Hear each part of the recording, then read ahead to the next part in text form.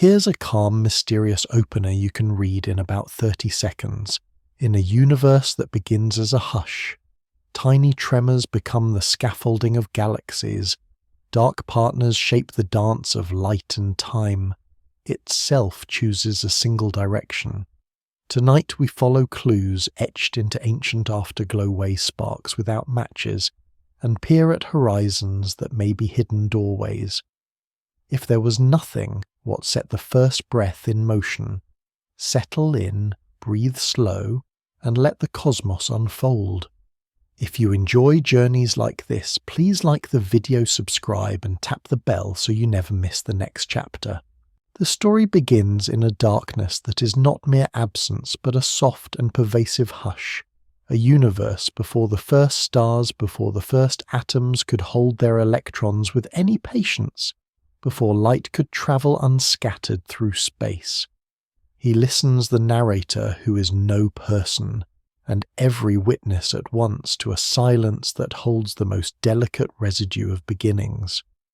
Astronomers name this residue the cosmic microwave background, a bath of ancient light stretched by expansion into cold radio whispers, but in this opening it feels like a faint breath rising from a world that has not yet decided on form. The silence is not empty. It is crowded with memory.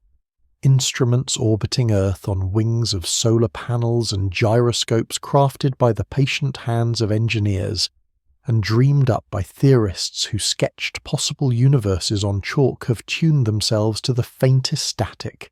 The Cosmic Background Explorer, the Wilkinson Microwave Anisotropy Probe, and the Planck mission unfold a cartography of the hush. They do not find uniform blankness. They find small differences, small ripples in temperature and density that, translated into later epochs, will become galaxies and clusters and long cosmic filaments where matter gathers like frost on invisible wires. In the silence there are patterns, and patterns imply processes. Before the first atoms formed, the universe is a plasma, a churning sea of charged particles where light ricochets and cannot escape. When the plasma cools enough to allow electrons to bind with protons into neutral hydrogen, the fog thins.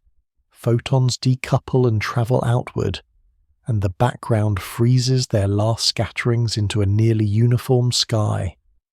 Nearly is the hinge on which everything turns.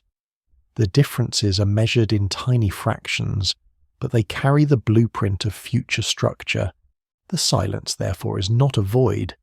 It is a blueprint chamber, a vault of seeds. He imagines the measurements as a kind of heartbeat, a record of pressure waves that once rang through the primordial plasma. These waves leave alternating bands, compressions, and rarefactions, acoustic peaks that the instruments resolve like the notes of a cosmic instrument. It is an odd notion to call a plasma musical, yet the analogy steadies the mind. Sound is organized pressure, and the early universe is full of it. This silence in this telling is not the absence of sound. It is the aftermath of sound, the lingering score written into the temperature map. The background appears random at first glance, as if nature tossed dice at every point across the sky. Yet even randomness can wear a mask that does not perfectly fit. There are alignments that tease. There are cold spots that loom larger than the simplest models prefer. There are hints that one side of the sky leans differently than the other, as if the hush has a subtle grain. The data are careful and the teams are cautious. Foregrounds are subtracted. Galactic dust is modelled and removed like a veil. Still, the puzzle persists in the edges of confidence. He does not claim certainty. He observes that uncertainty has a shape, and that shape is intriguing. This silence becomes a laboratory, where the smallest deviations have the loudest implications. The energy density of radiation and matter at this early stage, the curvature of space, the scale of primordial fluctuations all leave fingerprints in the background. By reading those fingerprints, scientists set bounds on how the first fractions of a cosmic second may have behaved. The measurements suggest a flat geometry on large scales, a universe that expands as if balanced on a fine line between open and closed. They suggest a particular spectrum of fluctuations that points toward a process which magnified quantum tremors into macroscopic ripples. But a suggestion is not a verdict. The silent record offers clues rather than confessions. He considers the quiet period known as the Dark Ages, a long stretch between the release of background light and the first stars. During this time, the universe cools and dark matter, that invisible scaffolding inferred through gravity, draws baryonic matter into wells that no eye can see. There is no starlight, yet no ultraviolet glare to strip electrons from hydrogen, no glittering cities of stars to mark the map. And yet, the silence of those ages is busy with assembling. His attention lingers on the notion that in silence time gains texture. Without bright events to punctuate history, subtle processes govern the flow, and those processes are written into the background's statistical grace. The first light we can see from all directions is thus a fossil, a thin shell around us in every direction, bearing the memory of a time when the universe transitioned from opaque to transparent. The thickness of that shell in cosmic time, the exact degree to which the photons were scattered as they left the imprint of the first atoms, recombining all of it, forms a kind of hidden clock. It is a clock that ticks, not with gears but with distributions and correlations, a clock that lets one infer how fast space was stretching and how much matter it carried. Under noise that seems random, there are these clocks, and their ticks can be counted if one knows what to measure. He pictures the detectors cooling to temperatures just above absolute zero, shielded from stray radiation by baffles and cryostats, humming with the quiet competence of long design.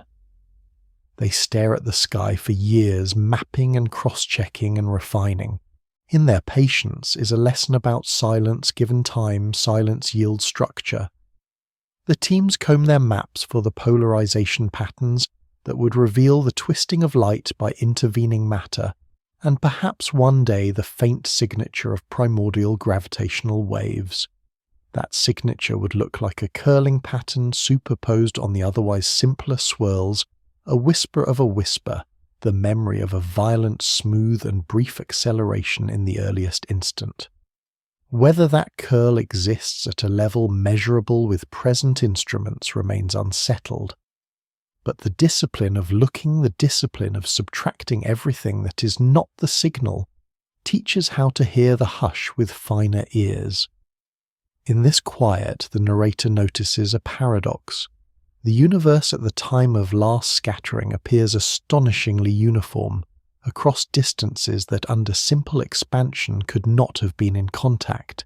Yet it is uniform to an exquisite degree, as if some earlier communication coordinated conditions. It is cool nearly everywhere with the same temperature, with tiny fluctuations that match a specific pattern. The silence here, far from being empty, hints at a story that began before the background froze. It hints at a smoothing, a forgetting of initial irregularities, followed by the seeding of new small variations. If so, the hush is the residue of both forgetting and remembering. There is also the question of the earliest matter. In the silence prior to stars, chemistry waits like a script unopened. The first molecules, fragile hydrogen compounds that encourage cooling, form in the dark. Their presence sets the stage for the first collapse of clouds into the first luminous spheres. The background does not spell these futures in direct words, but it sets constraints on how they unfold. He regards the silence with the respect due a witness that cannot be cross-examined. What it gives are integrals over a vast past, not a verbatim transcript, and yet these integrals are powerful. They tell a consistent tale of expansion from a denser, hotter state. They tell of a spectrum of fluctuations drawn from a simple seed process. They leave room for anomalies that might be mundane after all, or might be the shy fingerprints of new physics. In the end of this first movement, the sense of silence is a stage finally cleared of glare, so that the smallest actors can be seen. Into this gentle darkness, evidence arrives as faint tones rather than shouts. The plan, if the universe can be said to have a plan, is to speak quietly and ask the listener to lean closer. The background light stretches across the sky like a soft cloth that once wrapped a newborn and still carries warmth. Across that cloth there are threads that pull a little harder, small contrasts that draw the gaze. He treats those threads as invitations. They invite him to ask what restless mechanism began to tick under the noise, what hidden clocks kept time before time could be read, and whether the silence we measure is a prelude, a pause charged with intent, or the echo of an earlier phrase that fades but never quite ends. The veil that hides the earliest moment is woven from limits of boundary, where equations that describe gravity and equations that describe the quantum refuse to live together peacefully. He stands at that threshold as a patient witness, observing how the map drawn by general relativity curves space-time smoothly, while the quantum insists that energy flickers like a restless sea. The place where both stories must be true at once is called the Planck scale, and at that scale, intuition bends.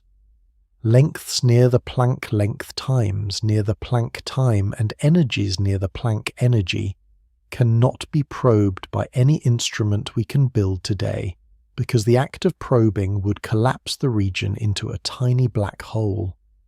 To speak of the first instant is to use careful metaphors that keep pace with mathematics, but do not pretend to see beyond what evidence allows.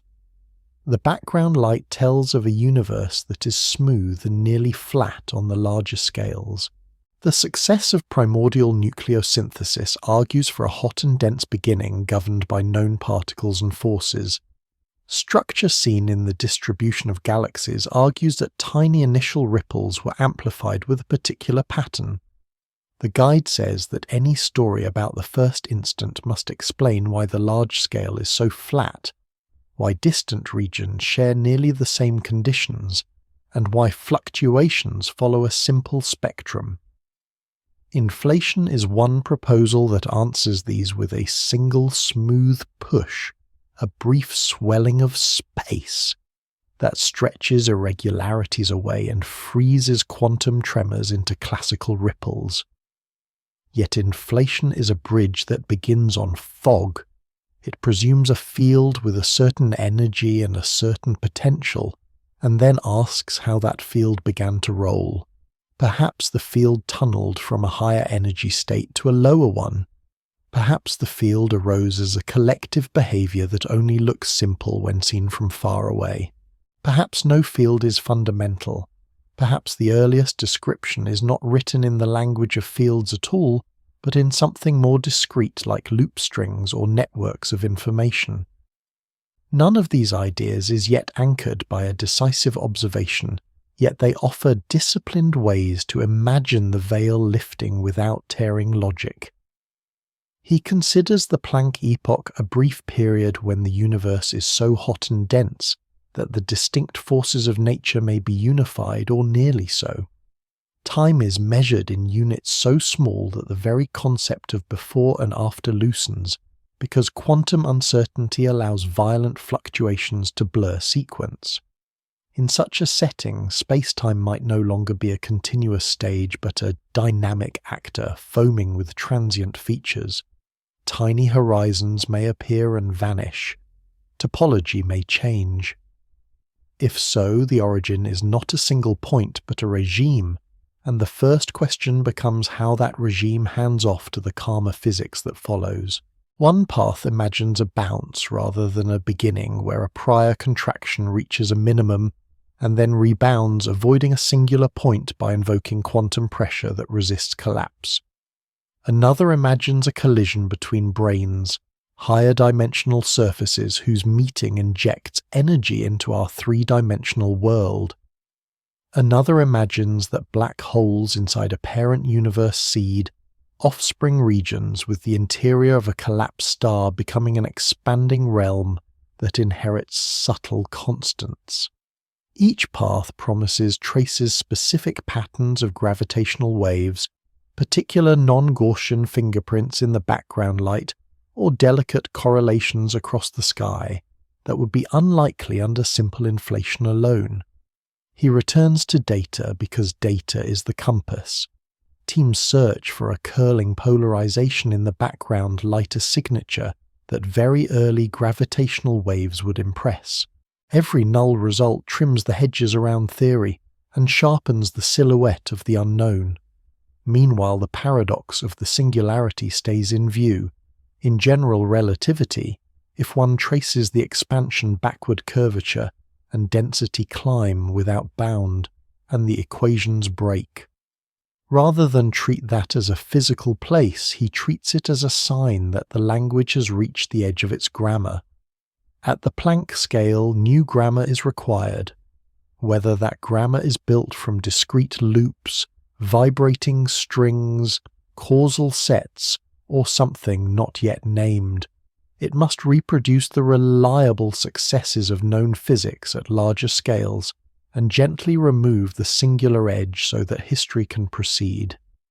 He imagines an experiment that cannot be performed but that guides intuition. Suppose one tries to look at a region smaller and smaller by using light of shorter and shorter wavelength.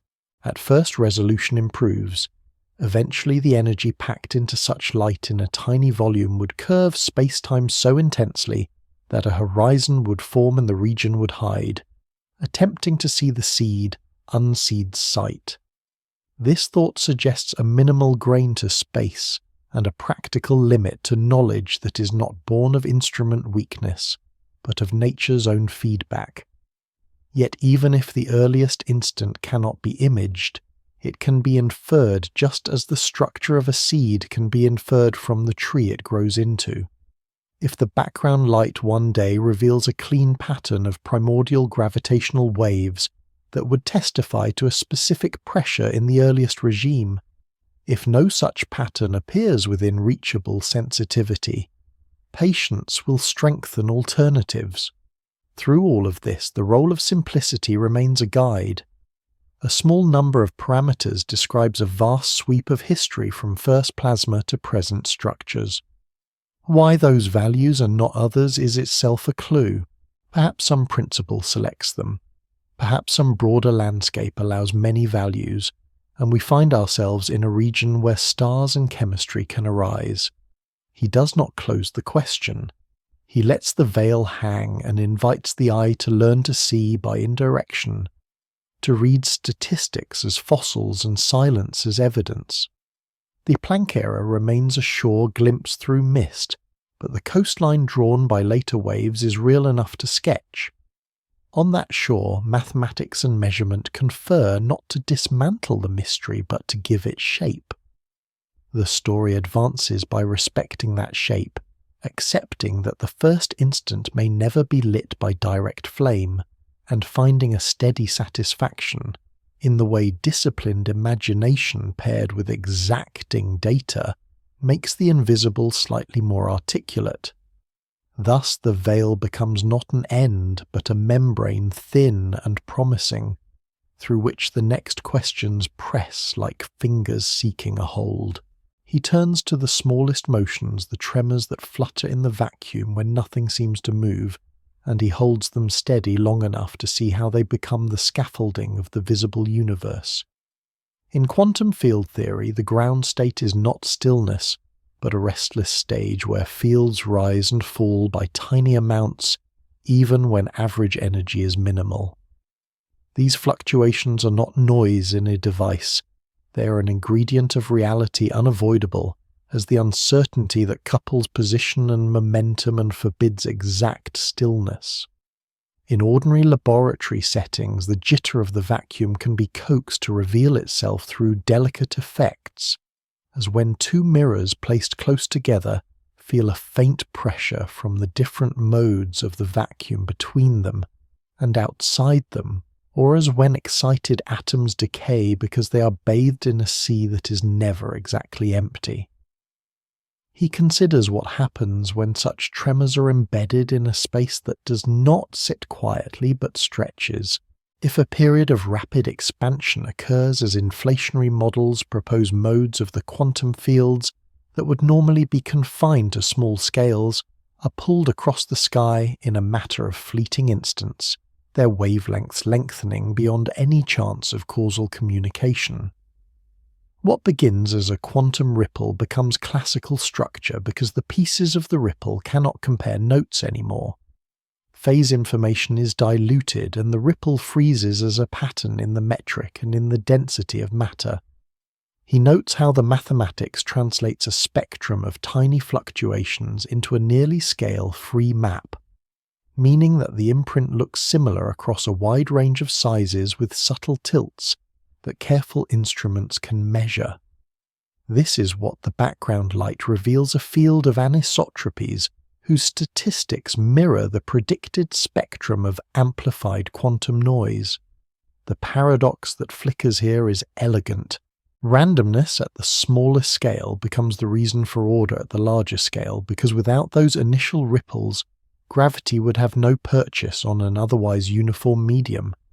Galaxies would not condense stars, would not ignite planets, would not cohere. The whisper writes the architecture. He lingers on how different fields could contribute their voices.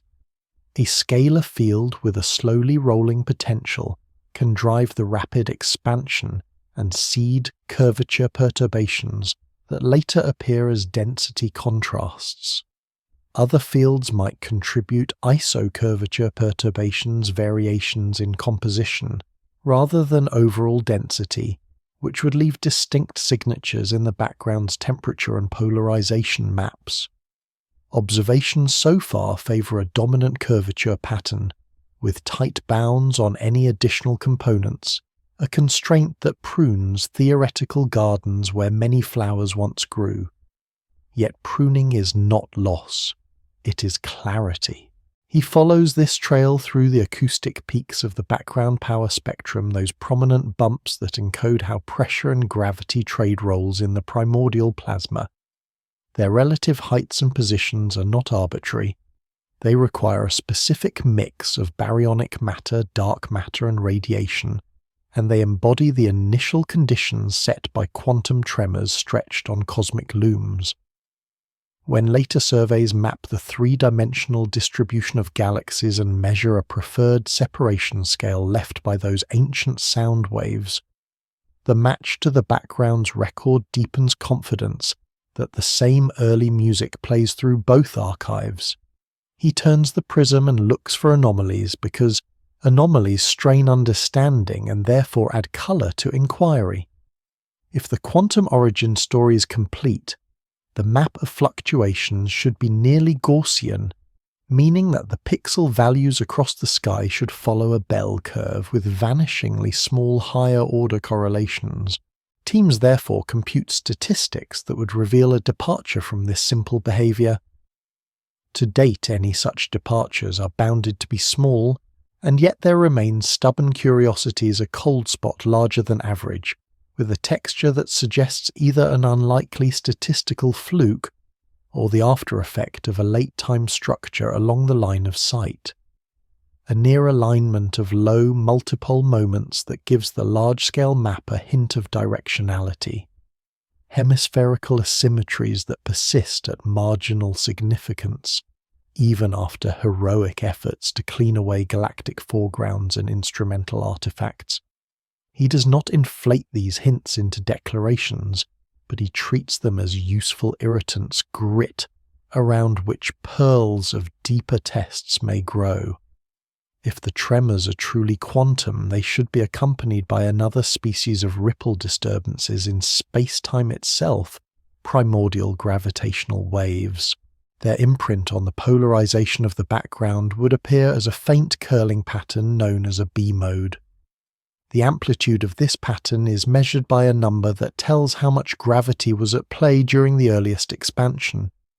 Campaigns in high deserts and on frigid plateaus scan the sky with arrays of detectors cooled to a whisper, above absolute zero, aiming to disentangle the sought pattern from the confounding light scattered by interstellar dust.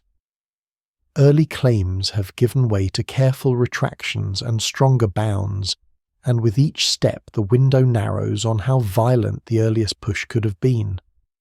A non-detection within current reach does not erase the idea, but it nudges theorists toward gentler slopes toward models where expansion is driven by less dramatic pressures, or where the energy scale sits lower than once imagined. He looks beyond the microwave archive to other evidence that these tremors indeed laid the groundwork. The distribution of matter revealed by gravitational lensing, the way intervening mass subtly distorts images of distant galaxies, offers a direct map of the scaffolding on which visible structures hang. That map, when compared to simulations seeded with quantum origin fluctuations, aligns in broad strokes. It shows filaments, sheets, and nodes that echo the statistics predicted by the simplest inflationary stories. Yet it also invites deeper inspection at the smallest galactic scales, where discrepancies between simulated dark matter halos and observed galaxy cores hint at either complex baryonic feedback or new physics in the dark sector. If the seed spectrum is as simple as advertised, then the late-time departures likely point to processes after the seed, rather than to the seed itself.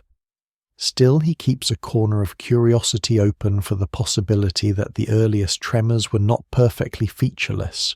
A tiny step in the potential of the driving field, a brief interruption. A resonance between fields, any of these could write delicate wiggles into the power spectrum, small enhancements or suppressions at specific scales. Some analyses claim hints of such features, others smooth them away with broader error bars. The discipline here is to demand predictions that can be excluded to favor parsimony until evidence insists on embroidery. He describes how decoherence, a word from quantum foundations, earns a large stage in this cosmic theatre. As modes stretch beyond the horizon during rapid expansion, they become effectively isolated, and their quantum superpositions devolve into classical stochastic variables. No conscious observer is required, no measuring device clicks. The environment is space itself, the separating flow that renders phases inaccessible. Thus, the passage from quantum to classical, often mysterious in small systems, acquires a natural and almost inevitable character in the early universe. He finds this satisfying not because it answers every philosophical worry, but because it ties the abstract notion of measurement to a real and calculable process of causal disconnection. He then asks what could have jostled the vacuum into this state in the first place. A vacuum in field theory is not absolute nothingness. It is the lowest energy configuration of fields given their interactions. In a curved and expanding spacetime, that configuration depends on the motion of the background. If the expansion accelerates, the effective vacuum can shift, and fluctuations that would otherwise cancel grow into persistent patterns. If the field-driving expansion sits near a plateau of its potential slow-roll conditions, obtain allowing many foldings of growth while the spectrum of fluctuations remains nearly, but not exactly, scale invariant. Why a plateau exists at all is a deeper question. It might be the low-energy face of a more intricate landscape in a high-dimensional space of possible fields. It might be the emergent behavior of more primitive constituents as hydrodynamics emerges from molecules. He does not pretend to resolve this. Instead, he points at the way small departures from exact scale invariance, measured as a tilt and running in the spectrum act, as breadcrumbs leading back toward the shape of the potential. The latest compilations from Space and Balloon and Ground agree on a slight red tilt, meaning that larger scales carry marginally more power than smaller ones. This is not a flourish. It is a trace of how the field rolled. Finally, he recognizes the delicate role of chance. If the larger structures began as quantum noise, does it render them accidents without meaning, or does it simply relocate meaning into the laws that translate noise into form? He chooses the latter framing. The laws are the loom, the noise is the thread, and the tapestry is both contingent and constrained. The tremors are not causes in the human sense, they are ingredients. In honoring them, the narrative does not diminish wonder, it sharpens it, for it shows how a universe that appears smooth and cold at its beginning carries within it a code of specks that will, with the help of gravity, grow into arches of galaxies and rivers of stars, and among those stars arise minds able to read the code back to its origin. The smallest motions thus stand revealed as a quiet engine, its soft pistons working in the dark, turning almost nothing into a pattern that in time becomes everything. He looks closely at the moment when space itself takes a deep and astonishing breath, when distances swell so quickly that regions once close become forever separated, and he follows how a brief acceleration can iron the early universe smooth, while imprinting a script that later instruments can read. Inflation in its simplest telling is a period when a field with stored energy acts like a uniform pressure that drives accelerated expansion. The details differ among models, but the shared picture is this: a nearly constant energy density fills. Space gravity responds by pushing rather than pulling, and the scale of the universe grows by many orders of magnitude in a blink so short that ordinary comparisons seem quaint. This breath does three remarkable things at once. It flattens curvature so that on large scales the universe appears almost exactly Euclidean. It pushes distant regions into apparent thermal agreement by stretching a small well-mixed patch into one vast domain. And it magnifies quantum tremors into classical seeds, freezing them as tiny variations in density and in the gravitational field. Each of these effects leaves signatures that can be tested, and so the breath becomes not a myth, but a hypothesis that courts evidence. He begins with flatness, which is not a value judgment but a statement about geometry. If inflation occurs for long enough, any initial curvature is diluted, and the later universe looks flat to a high degree. Measurements of the cosmic microwave background and of baryon acoustic oscillations agree with a cosmos that is spatially flat to within a narrow margin. The breath, therefore, has the right flavor to explain why cosmic triangles add up just as they do in school geometry when measured across volumes that defy schoolroom size. He turns to the horizon puzzle, which asks how widely separated parts of the sky share nearly the same temperature, when under simple expansion there was not enough time for light to carry news between them. The breath resolves this by declaring that those regions were once neighbours before being flung apart by the accelerated growth. Uniformity is no longer surprising. It is inherited from a smaller, close-knit past. Then he lingers on the heart of the idea, the conversion of quantum fluctuations into classical patterns. During rapid expansion, wavelengths stretch until they exceed the horizon, meaning that the parts of each wave lose causal contact. The quantum state decoheres into an ensemble of classical perturbations whose statistics are nearly scale-free with a slight preference for longer wavelengths, a tilt that appears consistently in the data. This is not ornament. It is the crisp place where mathematics meets sky maps. The peaks and troughs in the temperature power spectrum of the background light and the polarization patterns that accompany them match what one calculates when acoustic waves in the primordial plasma begin with those seeded perturbations. He then considers how the breath ends because a breath that never stops leaves no room for stars. The end must be graceful. The driving field must decay or roll to a lower energy state in a way that converts vacuum energy into a hot soup of particles, a process called reheating. Reheating repopulates the universe with familiar matter and radiation setting, initial conditions for primordial nucleosynthesis. The details of how smoothly the field exits, whether there are resonant bursts that create particles in abundance, whether the decay channels include heavy species that later decay and generate matter, antimatter, asymmetry. All of this changes subtle features of the aftermath. None of these details has been nailed to the wall of fact, but each suggests traces a possible background of gravitational waves at particular frequencies, small deviations from the simplest, expected distribution of fluctuations or relic particles that contribute to the light species count. He measures the idea against its own reach for simplicity.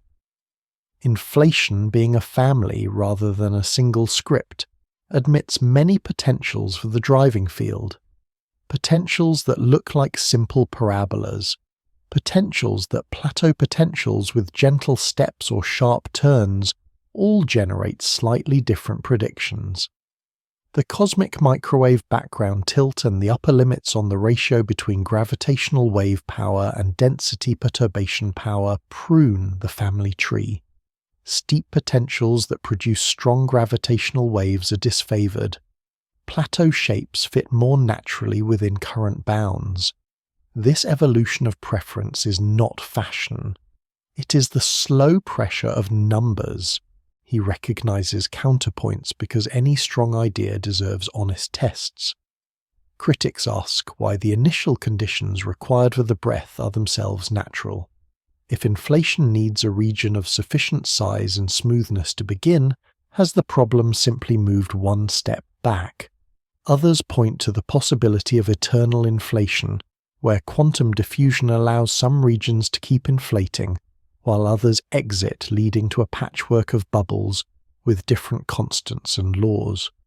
This solves some tuning concerns by selection effects, but complicates the notion of prediction, since in an infinite patchwork, almost anything happens somewhere. These are not disqualifications. They are high-level questions that keep the idea honest, and they suggest further observational footholds. He returns to the sky, for the sky provides anchors. The search for a curling pattern in the polarization of the background light remains a central test. A detection at a certain level would fix the energy scale of the breath and distinguish classes of models decisively.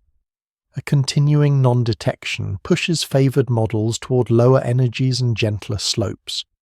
Meanwhile, measurements of the distribution of galaxies over vast volumes give an independent check of the seed spectrum. Surveys that chart positions and redshifts of millions of galaxies map the ripples left by early acoustic waves, and the smoothness of the power spectrum across a wide range of scales agrees with the nearly scale-free origin. If tiny features appear, they could hint at interruptions during the breath.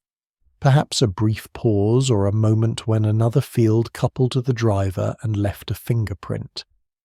He weighs the issue of initial singularity because some versions of the breath still seem to begin in a place where the past is incomplete. There are theorems suggesting that most inflationary spacetimes cannot be extended infinitely into the past, and so some prior condition, a bounce, a previous phase, or a different description of time is required. The breath, therefore, might be a chapter rather than a prologue, and that too can be tested not by direct access, but by seeking the marks a prelude would leave on the starting data, unusual correlations across the sky, unexpected alignments or specific shapes in the distribution of fluctuations. He acknowledges how a single elegant move addresses several puzzles at once. Inflation dilutes unwanted relics such as heavy magnetic monopoles that some theories predict. Inflation explains why space looks so flat without requiring a delicate dial. Inflation offers a mechanism for generating the seeds that gravity later amplifies. This elegance is persuasive but not proof. Proof in cosmology is a long conversation with multiple independent checks, and that conversation is underway. He imagines the breath as wind through a field of grass. The grass bends in waves that later stiffen into frozen patterns when the wind calms. Later, observers find the frozen bends, and by measuring their spacing and direction, infer the character of the wind that is no longer present. The wind in this story is a pressure drawn from a field. The grass is the fabric of space-time and matter, and the frozen bends are the map of anisotropies and the catalogue of large-scale structure. The picture is simple enough to carry in a quiet mind, yet rich enough to fill decades of careful work. In closing this movement, he resists the temptation to declare the breath the final word. He keeps space for alternatives that may share some virtues, or answer a few questions that inflation leaves pending. Cyclic models can mimic some predictions while offering a different prehistory. Emergent scenarios where time and geometry arise from more primitive relations could render the breath an effective description rather than a fundamental event. The test remains the same: they must match the exquisite detail of the sky and the web of galaxies, and they must do so without elaborate excuses. Until they do, inflation stands as the most successful bridge between an opaque veil and the luminous history that follows. It is a breath taken in darkness that sets the rhythm for everything that comes after a smooth push that speaks through the quiet geometry of the present and the faint textures of the oldest light, a move so swift and so grand that even now in the patience of measurement, one can almost feel the air still settling. He approaches the edge of explanation where causes thin out and effects take the lead, because the earliest push that set expansion in motion refuses to offer an ordinary spark. In laboratories, a spark needs a source, a battery, a match, a chemical imbalance waiting to release stored energy. In the early universe, the candidate for stored energy is the vacuum itself, not a household empty, but a state with tension woven into its nature. A high-energy vacuum can act like a uniform pressure, smooth and relentless, turning gravity briefly into an engine that pushes rather than pulls. If the vacuum was perched on a ledge of higher energy, a false calm above a deeper valley, then the cosmos could begin with a sudden slip, a quantum tunneling from the ledge into the valley that releases the stored push as space inflates. In that picture, the spark is not a match. It is a transition, a bubble of lower energy that appears because quantum rules permit the improbable when no classical path exists. The wall of such a bubble would sweep outward at near light speed, converting the high-energy vacuum into a lower-energy state, and filling space with a hot and crowded bath of particles when the push ends. He lingers on how such a transition would mark the record. Collisions between bubbles could leave slight bruises on the background light circular scars where two domains met. The absence of clear bruises strengthens the case for a single dominant bubble, or for a transition so smooth that no separate domains formed in our past light cone. Yet the notion that a vacuum can decay, that emptiness can choose a lower emptiness, remains one of the few mechanisms that join a calculable quantum process to a global change in the behavior of space. Another path suggests that there was no ledge to begin with, only a slowly rolling field whose potential was broad and nearly flat at the top, in that telling there is no discrete pop, only a long exhale that eventually loses breath, a graceful exit that reheats the world. The spark then is not a sudden touch, but an inherited condition. The field simply starts high and descends. That phrasing tempts the next question: which is why the field starts high at all. He does not answer it. He lets it hover because some beginnings may be boundary conditions rather than events. There are proposals that pull the word boundary into their core. One paints the earlier stage with a finite and smooth geometry that has no sharp beginning, as if time near the origin curves into a direction that is not time, the way the surface of Earth ends not at an edge, but in a rounded pole. Another treats the universe as a quantum system whose wave function favours small seeds that then grow with probabilities assigned to geometries the way a crystal favours certain facets. In such approaches, the spark is not a strike but a selection, a choice weighted by rules that act before ordinary time applies. He appreciates the humility such ideas require, because they ask him to think of time as emergent from a deeper order, where before and after are not yet meaningful words. He also notes a different kind of answer that wears the language of balance. In general, relativity energy does not behave like coins in a jar. Gravitational energy can be negative, and the sum of positive energy in matter and radiation with negative energy in the gravitational field can in certain global senses cancel.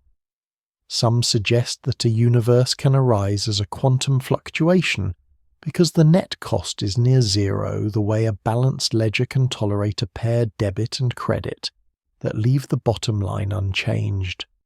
He does not take this as a proof.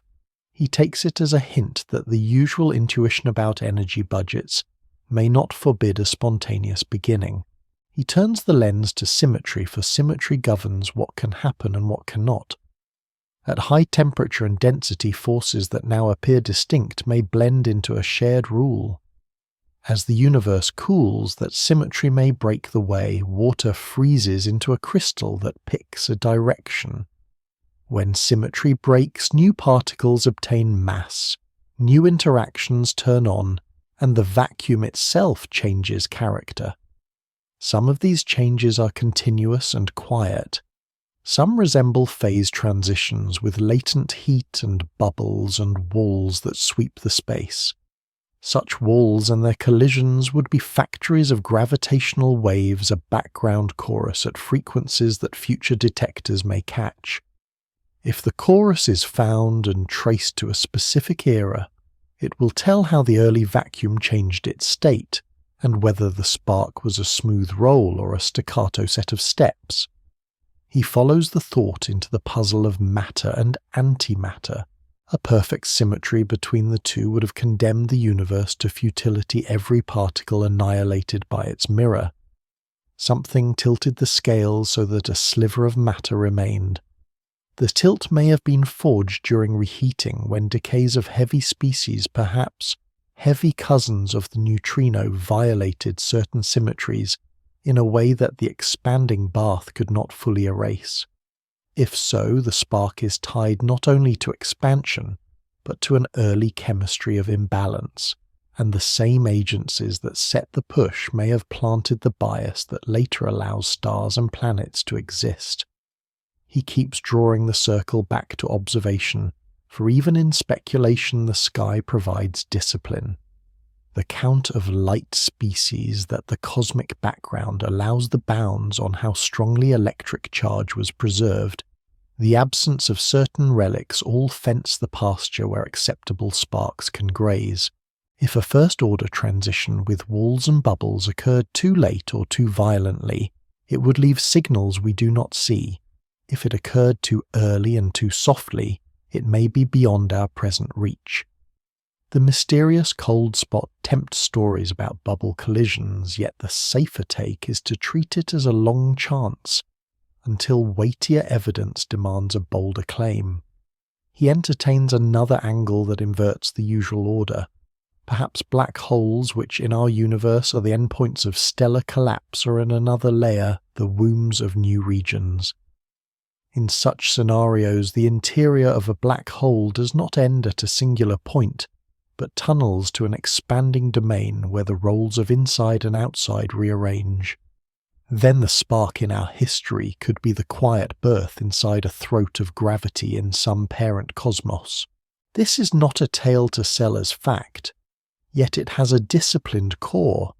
It asks whether information can be conserved by spawning new expanses, where laws are nearly but not exactly inherited, and it asks what selection rules such a process would imply.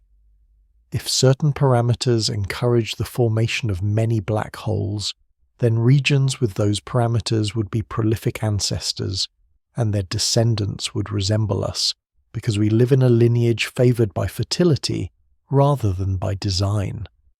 He measures the philosophical edge and does not step over it. The question of why there is something rather than nothing survives every mechanism he surveys. A tunnelling from nothing is a phrase that borrows the word nothing to mean no classical space-time, not an absolute emptiness beyond definition. A no-boundary proposal uses words to describe a geometry that acts like a seed without a rim, but words are analogies standing in for mathematics. The sober stance is to treat these pictures as maps whose merit will be judged by the landmarks they predict. Those landmarks are faint but not unimaginable, particular flavour of primordial gravitational waves, an energy budget in relic radiation, delicate non-random alignments in the oldest light, and a spectrum of small features that mirror the steps of the earliest descent. Until such traces sharpen, he keeps the spark as a layered image. It is a decay from a higher tension vacuum, and it is a roll down a gentle hill, and it is a choice weighted by a rule that favours simple beginnings, and it is perhaps a bud opening inside a shadow. What unites the images is that none supply a cause in the old sense. Each turns the first moment into a transition governed by law, rather than a strike imposed from outside. The mystery does not shrink under that frame, it deepens. For laws themselves demand placement. Why these laws? Why this landscape of possibilities? Why this comfort with improbability that becomes necessity when space compels it to grow? He ends the thought not with a verdict, but with a quiet return to evidence to the patient, hunt for signals that a spark of a particular type would throw backward through time. The search becomes a practice, a way to hold wonder steady while asking it to speak in measurable tones. In that practice, cause yields to pattern, pattern yields to test, and the first moment waits just beyond the reach of language, burning softly like a hidden pilot light that keeps the cosmos warm.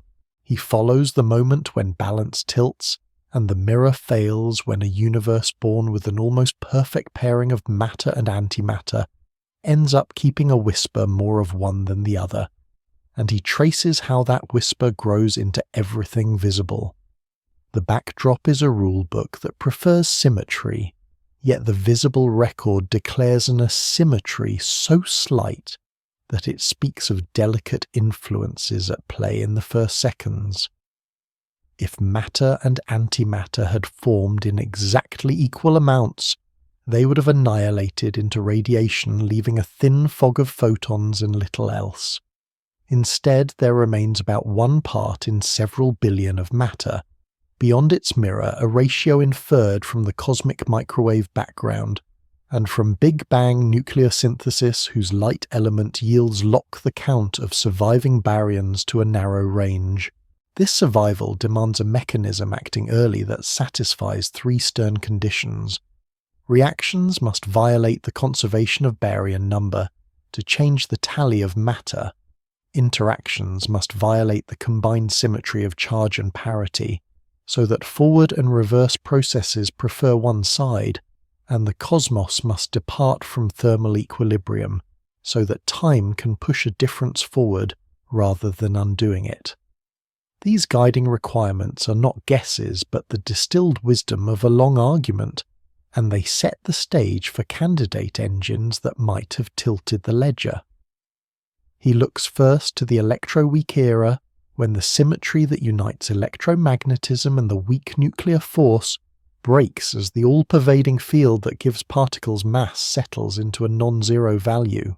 If that transition were strongly first order with bubbles of the new phase nucleating and expanding in a sea of the old, then particles scattering off moving walls could pick up different preferences depending on their handedness and charge generating currents that, with the help of processes that change the number of baryons in hot plasma, might engrave a small net surplus.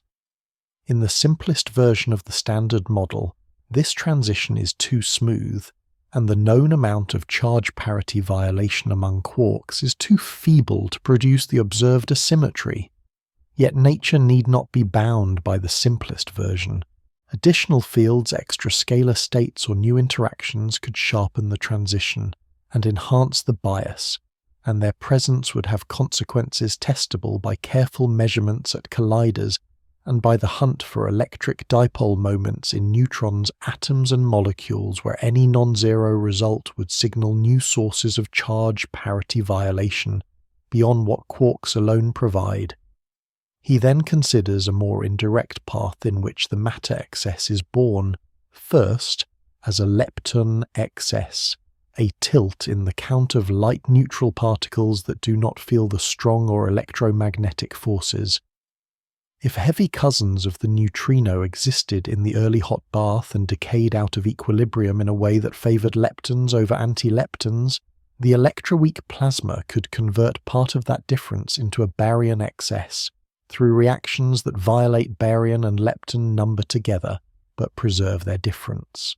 This leptogenesis route carries a natural link to the tiny masses of observed neutrinos, suggesting that the same physics that makes neutrinos light can also set the cosmic imbalance. Evidence here would arrive as a pattern, a measurement of charge parity violation in neutrino oscillations that hints at an asymmetry in how flavors change with time.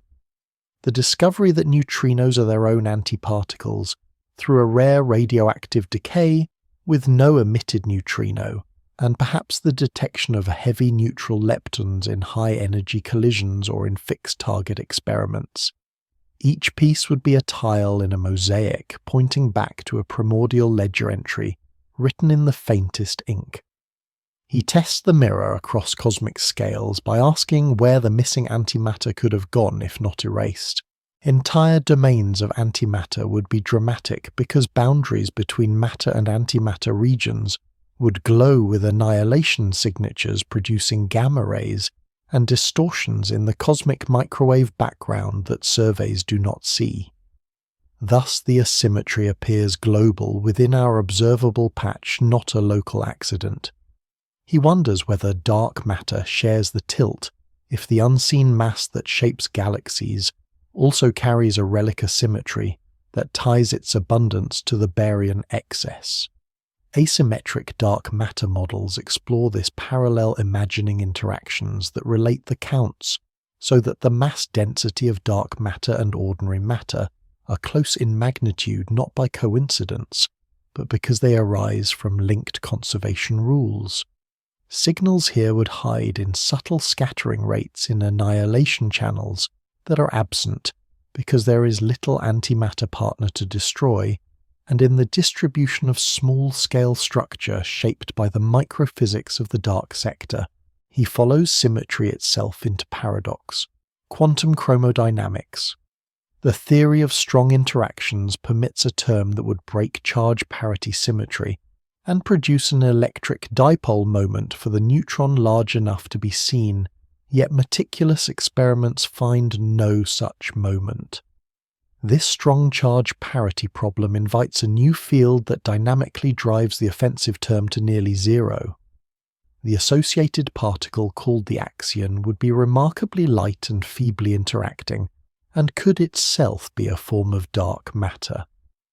If axions exist, their conversion to light in strong magnetic fields, or their tiny influence on resonant cavities might be measured, and their discovery would touch the story of broken symmetry twice once, by explaining an eerie balance in the strong force, and again by offering a path for dark matter that may carry in its production history echoes of the same early conditions that set the matter excess. He returns to the small but consequential known sources of charge parity violation among quarks recorded in careful studies of strange and beauty-flavoured hadrons, where decay rates differ subtly between particle and antiparticle.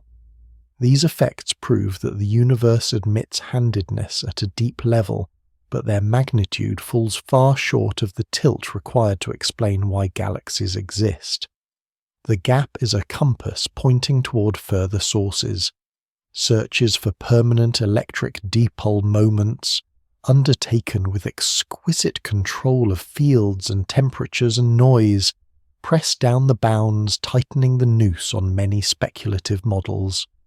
Every non-detection so far is not a disappointment, but a map of where the answer is not.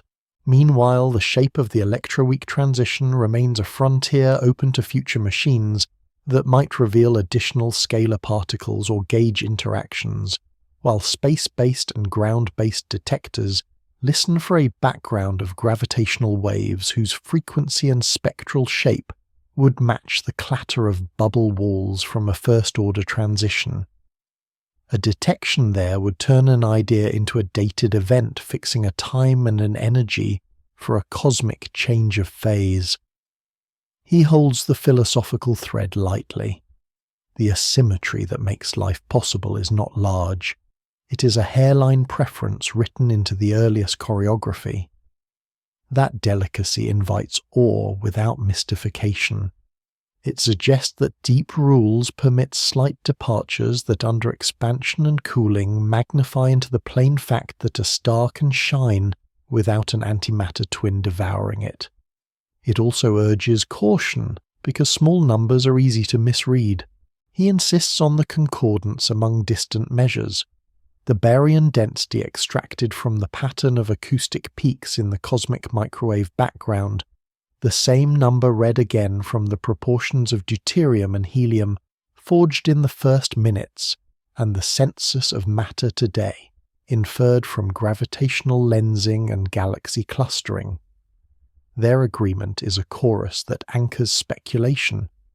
In that chorus he hears an open interval where the missing mirror might speak.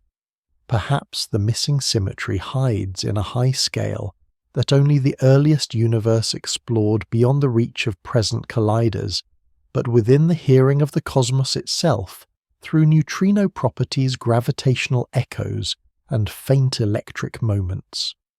Perhaps it hides nearby in a dark sector that has only the gentlest handshake, with visible particles leaving clues in astrophysical structures, and in the exact shape of the cosmic web. He does not resolve it. He stands with the imbalance as a quiet law in action, an instruction written into the first ledger that says this side will persist just a little more than that, and from that little more will rise the long story of stars, planets, oceans, and minds. The broken symmetry does not feel like vandalism of a perfect design. It feels like the rule that allows a blank score to become music.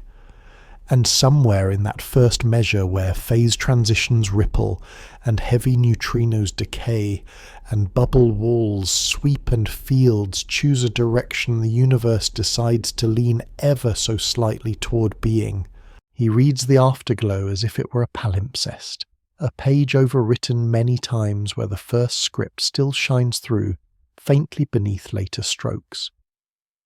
The cosmic microwave background is that page, a sphere of ancient light surrounding every observer released when the hot plasma of the young universe cools enough for electrons to bind to protons and allow photons to travel freely.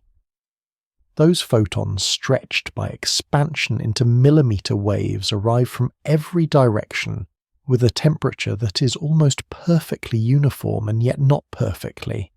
For in the tiny departures from uniformity lies the blueprint of everything large. He holds that blueprint at arm's length, and then close first to feel the sweep of its simplicity, then to trace the threads of its anomalies. The map of temperature fluctuations is a field of gentle speckle, a pattern that under spherical harmonics resolves into a spectrum of modes whose amplitudes carry the signature of sound waves in the primordial plasma. Peaks and troughs at specific angular scales record a tug-of-war between pressure and gravity, each scale reaching maximum compression or rarefaction at the instant when light decouples. The relative heights of those peaks depend on the share of baryonic matter, on the presence of dark matter that does not respond to radiation pressure, and on the overall curvature of space. Measurements from the orbiting missions that bore names like Cosmic Background Explorer, Wilkinson Microwave Anisotropy. Probe and Planck draw those peaks with a precision that rivals metrology in the laboratory, and the agreement of independent instruments turns the spectrum from a picture into a ledger. From that ledger, he reads the density of ordinary matter, the density of dark matter, the fraction of dark energy that accelerates the present expansion, and the near flatness of large-scale geometry. He then tilts the page to catch the light on polarization, this subtle orientation of the waves imprinted when photons scattered off moving electrons in the last moments before freedom. Polarization splits into a smoother pattern and a curling pattern, and while the curling pattern from primordial gravitational waves remains elusive, the smoother pattern encodes the same acoustic story with a complementary accent. Together, temperature and polarization erase many ambiguities, and when combined with surveys of galaxy clustering that record the preferred separation left by those same acoustic waves, the afterglow becomes a standard ruler that measures distances across cosmic time. He listens for the quiet punctuation marks that later epochs add to the script. As photons travel from the last scattering surface to us, they cross decaying gravitational potentials in a universe where dark energy begins to dominate gaining or losing energy in a way that correlates hot and cold patches with the distribution of large-scale structure. This integrated effect is subtle, but cross-correlation between the afterglow and maps of galaxies and quasars whispers its presence. Mass along the path also deflects the photons, slightly lensing the background into a pattern that smooths small-scale features and induces a specific non-random twist in the polarization. Reconstruction of that lensing adds a direct measure of the projected mass between us, and the last scattering another dialogue between the luminous and the dark. He marks the faint bump at the largest angular scales in polarization that testifies to a later dawn, the epoch when the first stars and galaxies flood space with ultraviolet light and reionize hydrogen. That dawn scatters a small portion of the ancient photons, again leaving an imprint whose strength sets the rough timing of the first luminous structures. In this way, the afterglow does not only remember the moment of decoupling, it remembers when light returned to carve the fog. He does not ignore the whispers that do not quite fit the simplest tale. On the largest scales, where cosmic variance is a stern limit because we possess only one sky, there appears a low quadrupole power and an alignment among the lowest multipoles that has earned a name equal parts playful and provocative. A cold spot stands out a region of unusually low temperature that could be an unlucky draw or a sign of an intervening structure or a fossil of something stranger. A hemispherical asymmetry hints that one side of the sky may be slightly different from the other. Careful teams strip away galactic dust models, stray light, and test for instrumental artifacts, and the hints persist at levels that keep them interesting but not decisive. He treats them as signposts pointing toward deeper tests rather than as verdicts. Perhaps they are statistical flukes that long campaigns will settle into the bell curve. Perhaps they are the fingerprints of a prehistory, a remnant of a feature in the potential of the field that drove the earliest acceleration, or the bruise of a bubble collision in a broader landscape. The discipline is to demand predictions that distinguish these options, and to design measurements that do not let fondness for oddities colour the inference. He watches the afterglow hold court in a contemporary tension that sharpens curiosity across disciplines. The expansion rate inferred from its elegant script when translated through the model that it itself supports arrives at a value that some distance measurements in the nearby universe disagree with. The difference is not a chasm, but it is persistent a few standard deviations that have refused to shrink away with time. Whether this dissonance arises from subtle unaccounted errors, from a need to expand the model with an early dark energy component, from a change in the number or behavior of light species, or from an unexpected systematic in one or both ladders of inference remains an open play. He appreciates how an ancient afterglow can become relevant to a present debate, for it shows that the cosmos links epochs through consistent law. He finds a quiet joy in how the afterglow acts like both thermometer and chronometer, its overall temperature today expressed in Kelvin without shorthand, and measured to parts in 100,000 testifies to the strength of expansion from the first minutes, while its anisotropies define a clock that ticks not with gears but with modes. He imagines the surface of last scattering as a thin shell in 4 dimensions, a photo of a specific cosmic age wrapped around us, where every point on the map is a line of sight into a moment when neutral atoms first let light go free. The thickness of that shell in time is written into the damping tale of small-scale fluctuations, where photon diffusion and the finite reaction time of the plasma smear, fine features, and the shape of that tail matches calculation in a way that reinforces trust. He turns the afterglow into a laboratory for new particles, because any species that was light and abundant at the time of decoupling would have contributed to the expansion rate and altered the positions of the acoustic peaks. Bounds on the effective number of light species thus become constraints on hidden sectors. Likewise, any change in the total mass of neutrinos leaves a fingerprint in the suppression of small-scale power through free streaming. The afterglow, therefore, hears beyond photons. It hears the whisper of particles that scarcely touch ordinary matter. He ends this turn by stepping back to admire the aesthetic of the whole. The afterglow is the most democratic light in the universe, arriving from all directions with the same humility, carrying a code that begins in randomness and ends in form. It shows how a hot and chaotic plasma can nonetheless preserve a memory crisp enough to extract with patience and craft. It shows how dark matter and ordinary matter dance to the same early music, how the shape of space itself leans into flatness, and how later epochs lean back into the record through lensing and reionization and decaying potentials.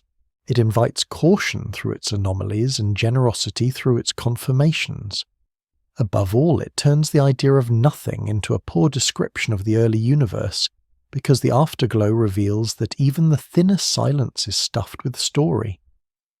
And when he stares at the all-sky image one more time, colours false, but implications true, he feels the presence of a fossil that is not dead, but singing a relic that pulls the present into coherence by describing the instant when light first went its own way, leaving the page of space and time covered with a script fine enough to read but faint enough to keep wonder awake. He walks with the unseen companions that shape the visible, the partners that never shine, and yet guide the choreography of every galaxy, and he listens for their footprints in motions in light bent, and in the slow widening of the cosmic stage. Dark matter and dark energy are names given to measured effects rather than to familiar substances, placeholders that point to real influences. The first presses with gravity but does not glow, the second tugs on the expansion, as if space itself stores a gentle pressure. Together they dominate the energy budget inferred from the afterglow of the early universe, from the web of galaxies across billions of light years, and from the way bright beacons flicker with distance. He begins with dark matter, the quiet mass that announces itself when stars circle too fast in the outskirts of spiral galaxies. If only the visible matter were present, the orbits would falter. Instead, the speeds level into a broad plateau, a sign that an extended halo of unseen mass encloses the luminous disk. In galaxy clusters, the same partner declares its presence through the temperature of hot gas that should flee without a stronger gravitational well, and through the bending of light from background galaxies into arcs and multiple images that sketch the shape of the hidden core. Maps of weak lensing by large-scale structure show filaments of influence that align with the scaffolding predicted when structure grows from seeded fluctuations under gravity. The pattern is not an accident. It repeats from system to system and across scales. He considers what the dark partner could be. A new elementary particle that interacts only weakly with ordinary matter would be a natural candidate, its abundance set by thermal freeze out in the early universe, when the expansion drove the species out of equilibrium. Direct searches in deep underground detectors look for rare recoils when such a particle scatters off a nucleus, while telescopes test for faint excesses from self-annihilation in dense halos, and colliders try to create missing momentum that would hint at a light escapee. The net so far tightens without a catch, a discipline rather than a defeat, pushing models toward lighter masses or feebler cross-sections or different production stories. He entertains the thought that dark matter might not be a single kind but a family, or that it might be a field like the axion that arises to solve a symmetry puzzle in the strong interaction and later becomes cold and abundant. In that story, resonant cavities and magnetic fields might coax the field to convert into photons at a measurable rate, a change so small that only years of patient tuning and noise control can hear it. He does not neglect the possibility that the unseen partner is not a particle at all, but a sign that gravity behaves differently on large scales than it does near the Sun. Modified dynamics can mimic the pull of a halo in some galaxies, and carefully tuned theories of modified gravity can reproduce parts of the growth of structure, but the full suite of lensing maps cluster masses, and the precise pattern of acoustic peaks in the ancient afterglow resists simple adjustment. The most economical reading of the evidence remains that mass without light exists, and that it sits in halos that form early and guide gas to cool and fragment into stars. He follows the dark partner into the smallest scales where discrepancies between simulated cold halos and observed galaxy cores once seemed sharp.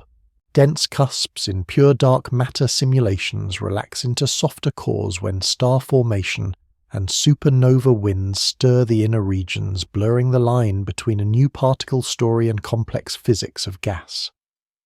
Ultra-faint satellite galaxies, those dim companions of the Milky Way discovered in deep surveys, become tests of the abundance of low-mass halos, and thus of the temperature of the unseen particle, because warmer species would free-stream and erase small seeds.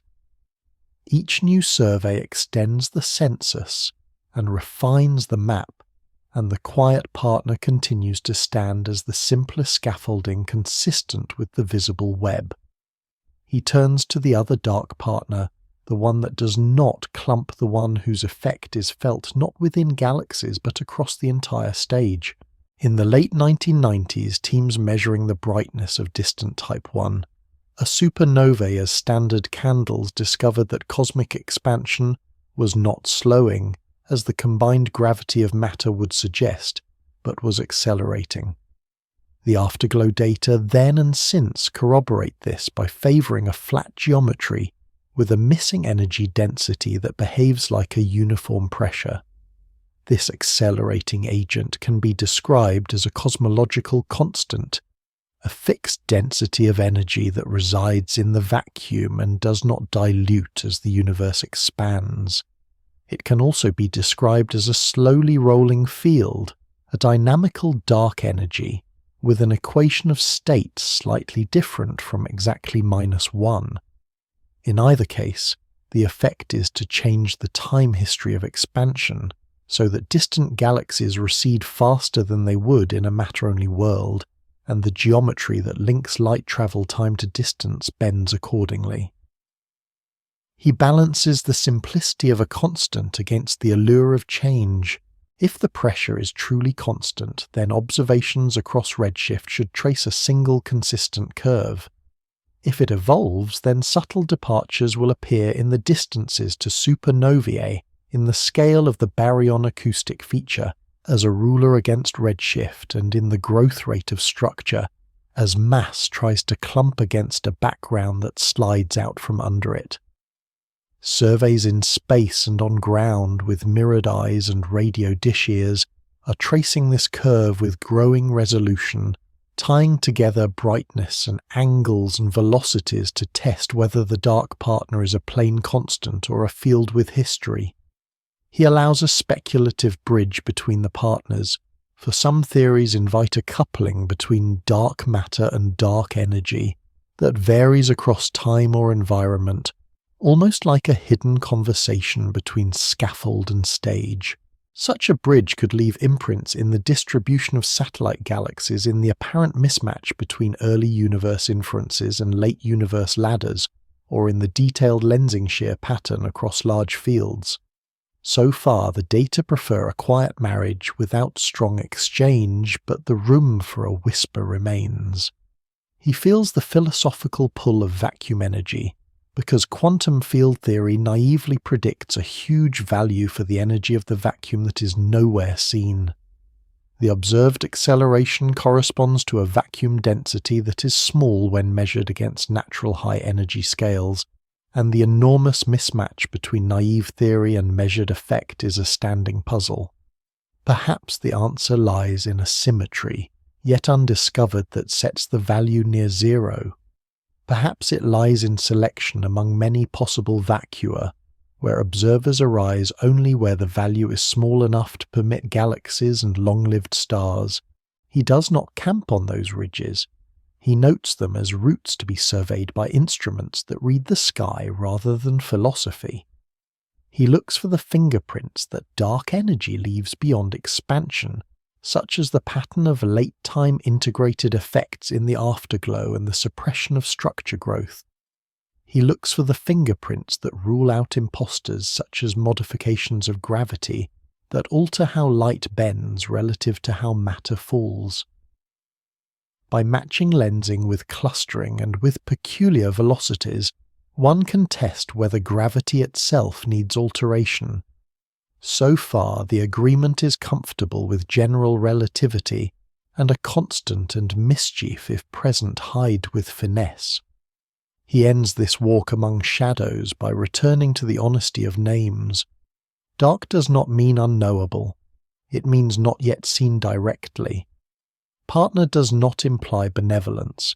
It describes a measured sharing in the dance. The invisible hands leave measurable fingerprints, in the same way that the ancient afterglow carries a script of pressure and gravity. The present sky carries a ledger of mass and motion that points consistently to matter without light, and to a pressure without clumps. Telescopes coming online will map billions of galaxies and their shapes. Spacecraft will measure the all-sky background with finer eyes. Radio arrays will catch the faint hiss of neutral hydrogen across cosmic time, and laboratory experiments will listen in quiet chambers for a tap on a nucleus or a whisper in a resonant cavity. Each path is an ear pressed against the wall behind which the partners confer. He does not pretend that a single discovery will fold the mystery into a neat box. The likely end is a web of evidence that ties a particle to a process and a pressure to a curve, a web strong enough to carry weight, yet open enough to let wonder through.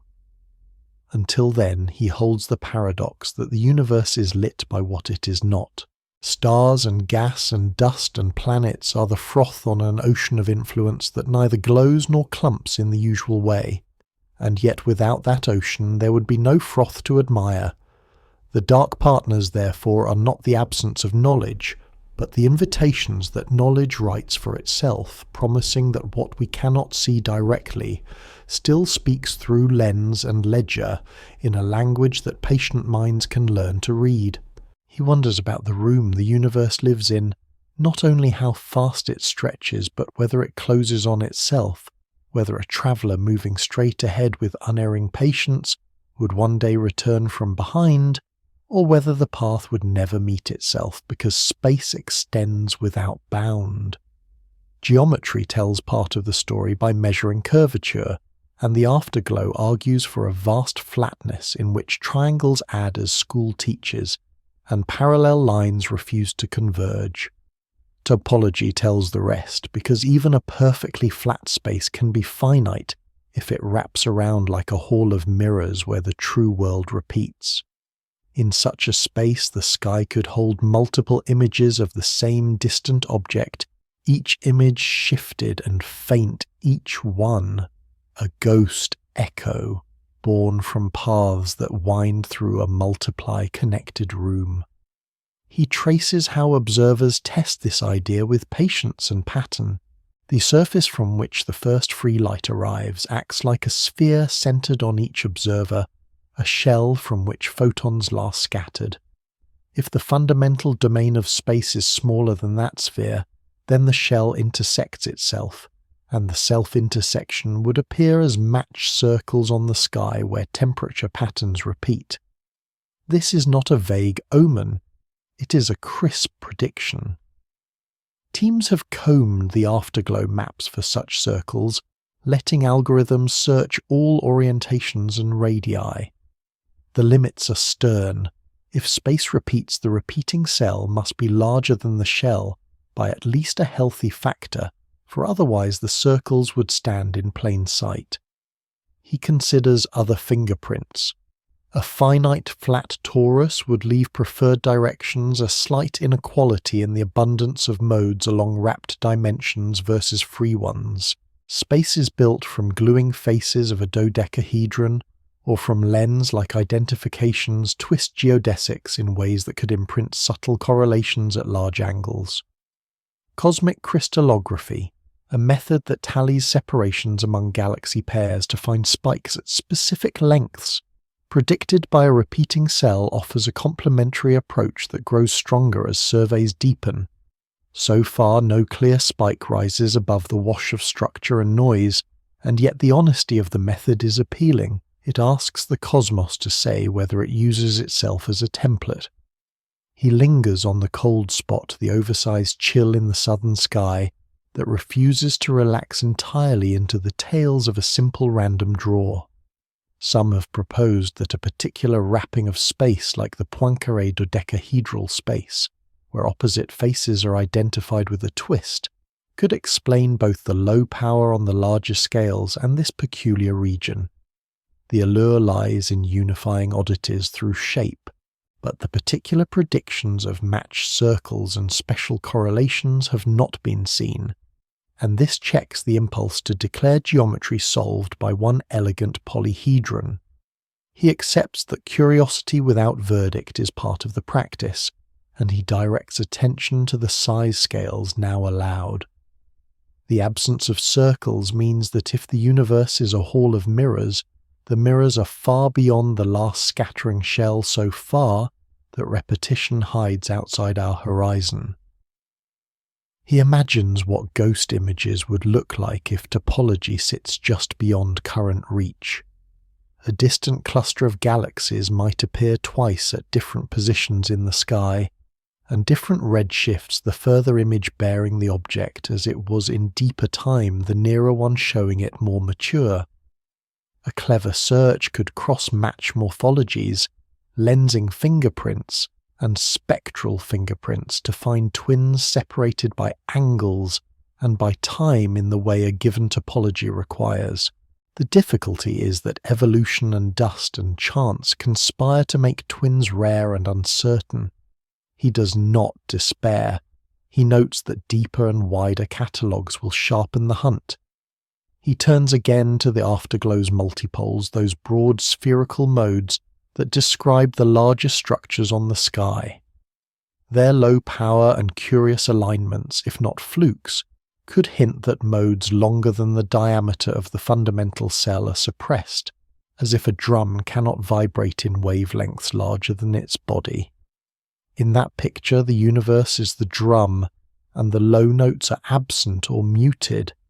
Yet instrument effects, cosmic variants and foregrounds complicate the tune, and so the drum remains a metaphor that demands more practice before it counts as evidence. He steps back to recall that topology is a property not of the current state alone, but of the entire history since the first light escaped. If inflation lasts much longer than the minimum needed to solve puzzles, it stretches any pre-existing cell beyond the horizon and hides all repetitions for practical eternity. That may be the simplest explanation for why the sky looks unwrapped. Long inflation smooths geometry and buries topology, and yet he keeps a place at the table for shorter bursts or for late topological defects that would act as crumbs to follow. Cosmic strings, if they exist, would not define the shape of space on the largest scales, but their wakes could create discontinuities in the afterglow and special lensing events that repeat background sources in a signature line. The absence of such lines so far is another quiet vote for plainness. He weighs philosophical delicacy here.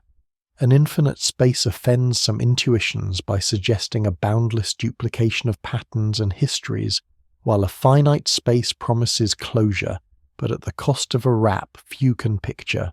Both are human tastes pressed onto impersonal reality. The task is not to decide by comfort, but by trace. Curvature measurements, the power spectrum of the oldest light, the search for circles, the census of galaxy pair separations, and the mapping of weak lensing all conspire toward a consistent message. If space closes on itself, the closure happens on scales larger than we can currently access, and within our view, the geometry sits close to flat, and the topology acts like an open room. He lets this modest conclusion stand beside mystery because he knows that one cannot see the whole cathedral from a single chapel. He dreams a thought experiment where a ship crosses a truly finite flat universe.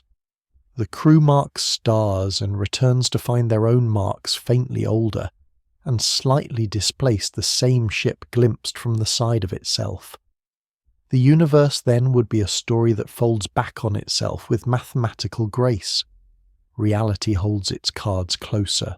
Instead of doubles in the night, it offers a clean acoustic record, a large-scale smoothness, and the occasional tantalizing hint that might point to shape. He gives those hints due respect without granting them more authority than they have earned. He ends by noting that questions of shape are not decoration. If the universe is finite, even vast, then the list of modes that fit inside it is discrete, and the birth of structure follows a score with missing notes. If it is infinite, then every melody plays somewhere, and statistics become the only language large enough to hold meaning. Either way, the pursuit of topology transforms the night sky from a flat ceiling into a structure whose beams and joints can be sought. The search teaches care because a circle found by chance or by contamination would mislead, and only repeated patterns with consistent phase truly count. The search teaches patience because finite cells larger than the horizon hide their presence as effectively as infinity itself. The search also keeps the narrative honest by insisting that when we say space is like this or like that, we tie the claim to futures of observation that could prove it wrong. Under that discipline, wonder does not weaken, it ripens. For he can now say how the universe would confess its shape if inclined to speak. He can say why it may remain silent, and he can say what will count as speech if it ever breaks its composure and shows a circle behind the stars. He hunts for time capsules that survive the early storm artifacts whose faint voices cross ages to murmur of an engine that once ran hotter and faster than any furnace a star can provide. The first relic he follows is a sea of neutrinos that decoupled when the universe was a fraction of a second old light-neutral particles that barely touch ordinary matter and thus carry a memory unblurred by later collisions. Their presence is inferred not by direct grasp, but by the way they altered the expansion rate when the cosmic plasma still rang with sound. The pattern of acoustic peaks in the ancient background of microwave light counts their effect as an extra radiation density, summarized by an effective number that hovers near 3 species with a small allowance for anything more: Big Bang nucleosynthesis. The chemistry conducted in the first few minutes adds a second ledger by fixing how many light elements form, and that ledger agrees that a bath of neutrinos was present cooling the fire just so.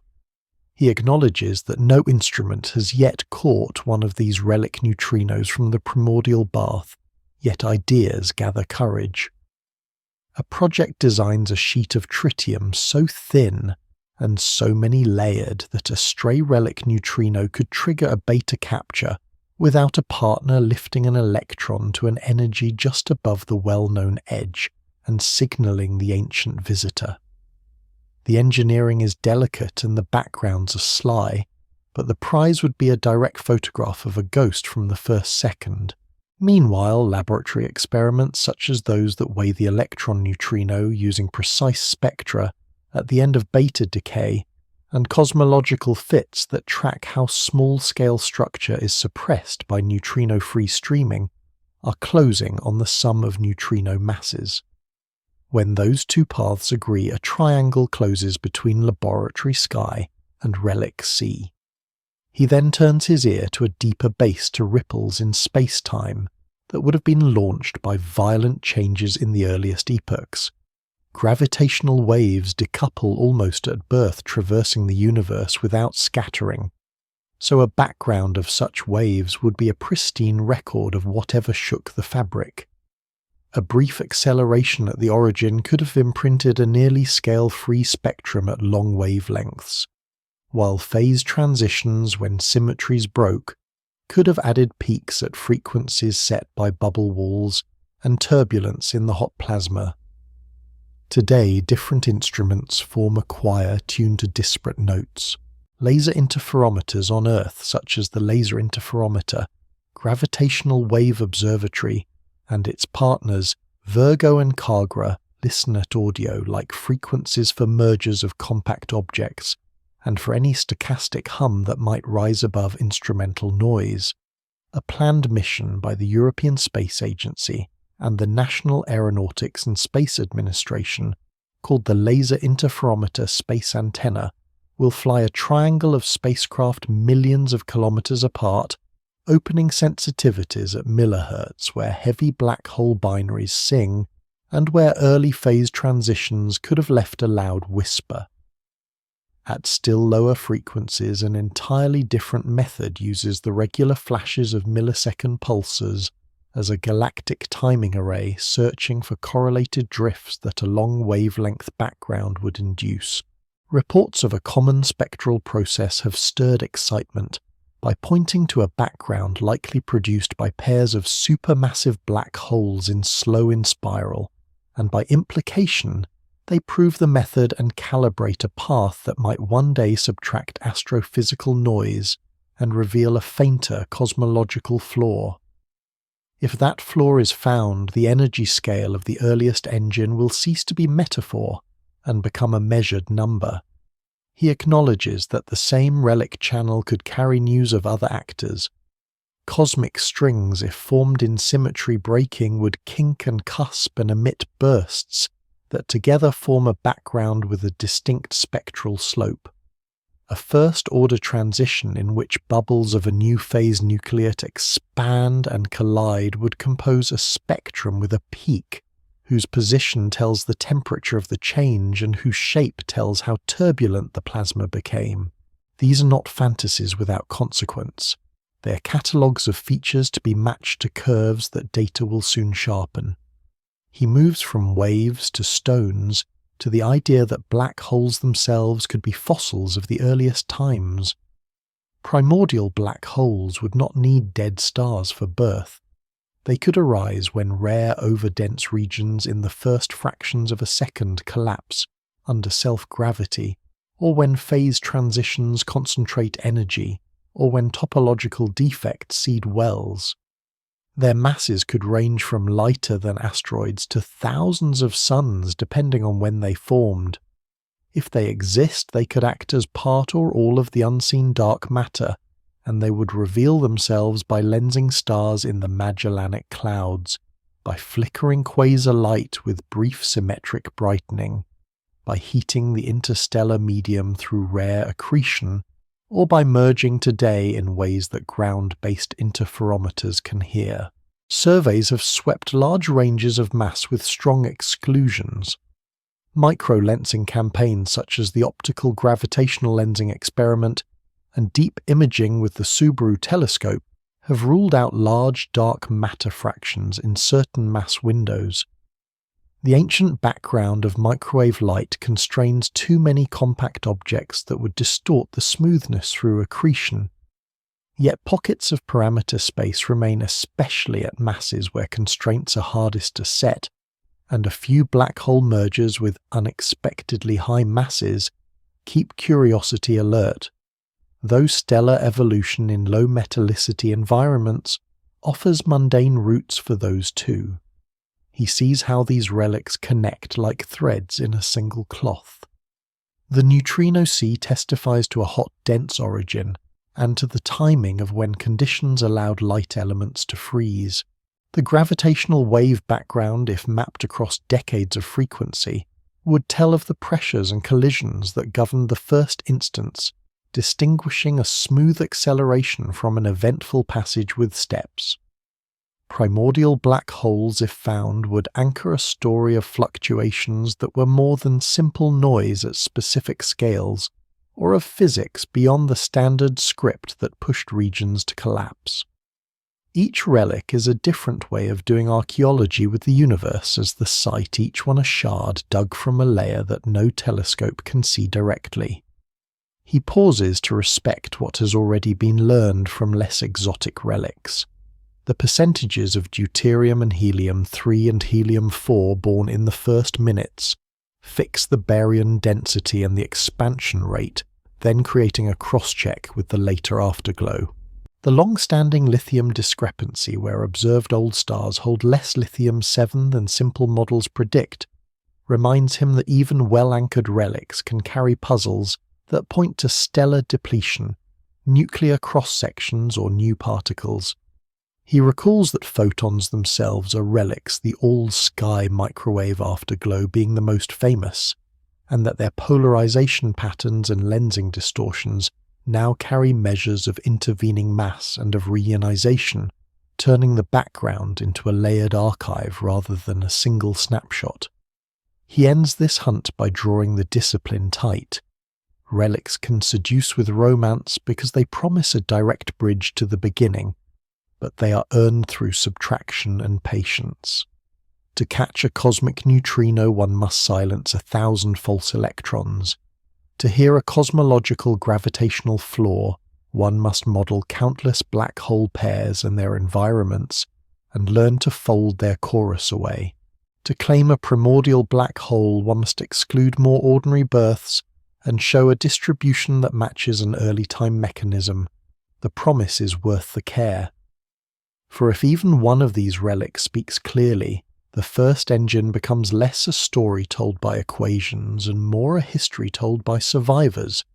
Then the earliest second, the earliest microsecond, the earliest nothing that was not really nothing, acquires witnesses we can question without breaking them. The relics do not shout.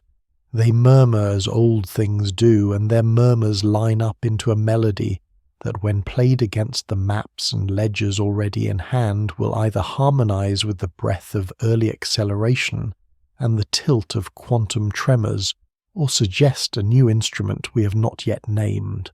In that prospect he finds a steady hope because the past is not gone. It is present as faint light as whispering waves, and as possible shadows so dense that even light cannot leave each carrying a piece of the first fire into an age of quiet ears. He attends to direction to the way spilled milk spreads but never leaps back into the glass to the way stars burn fuel and do not unburn it to the way memory points one way and not the other, and he asks why the universe chooses a single slide from past to future when the deep equations that govern microscopic motions are nearly time-symmetric.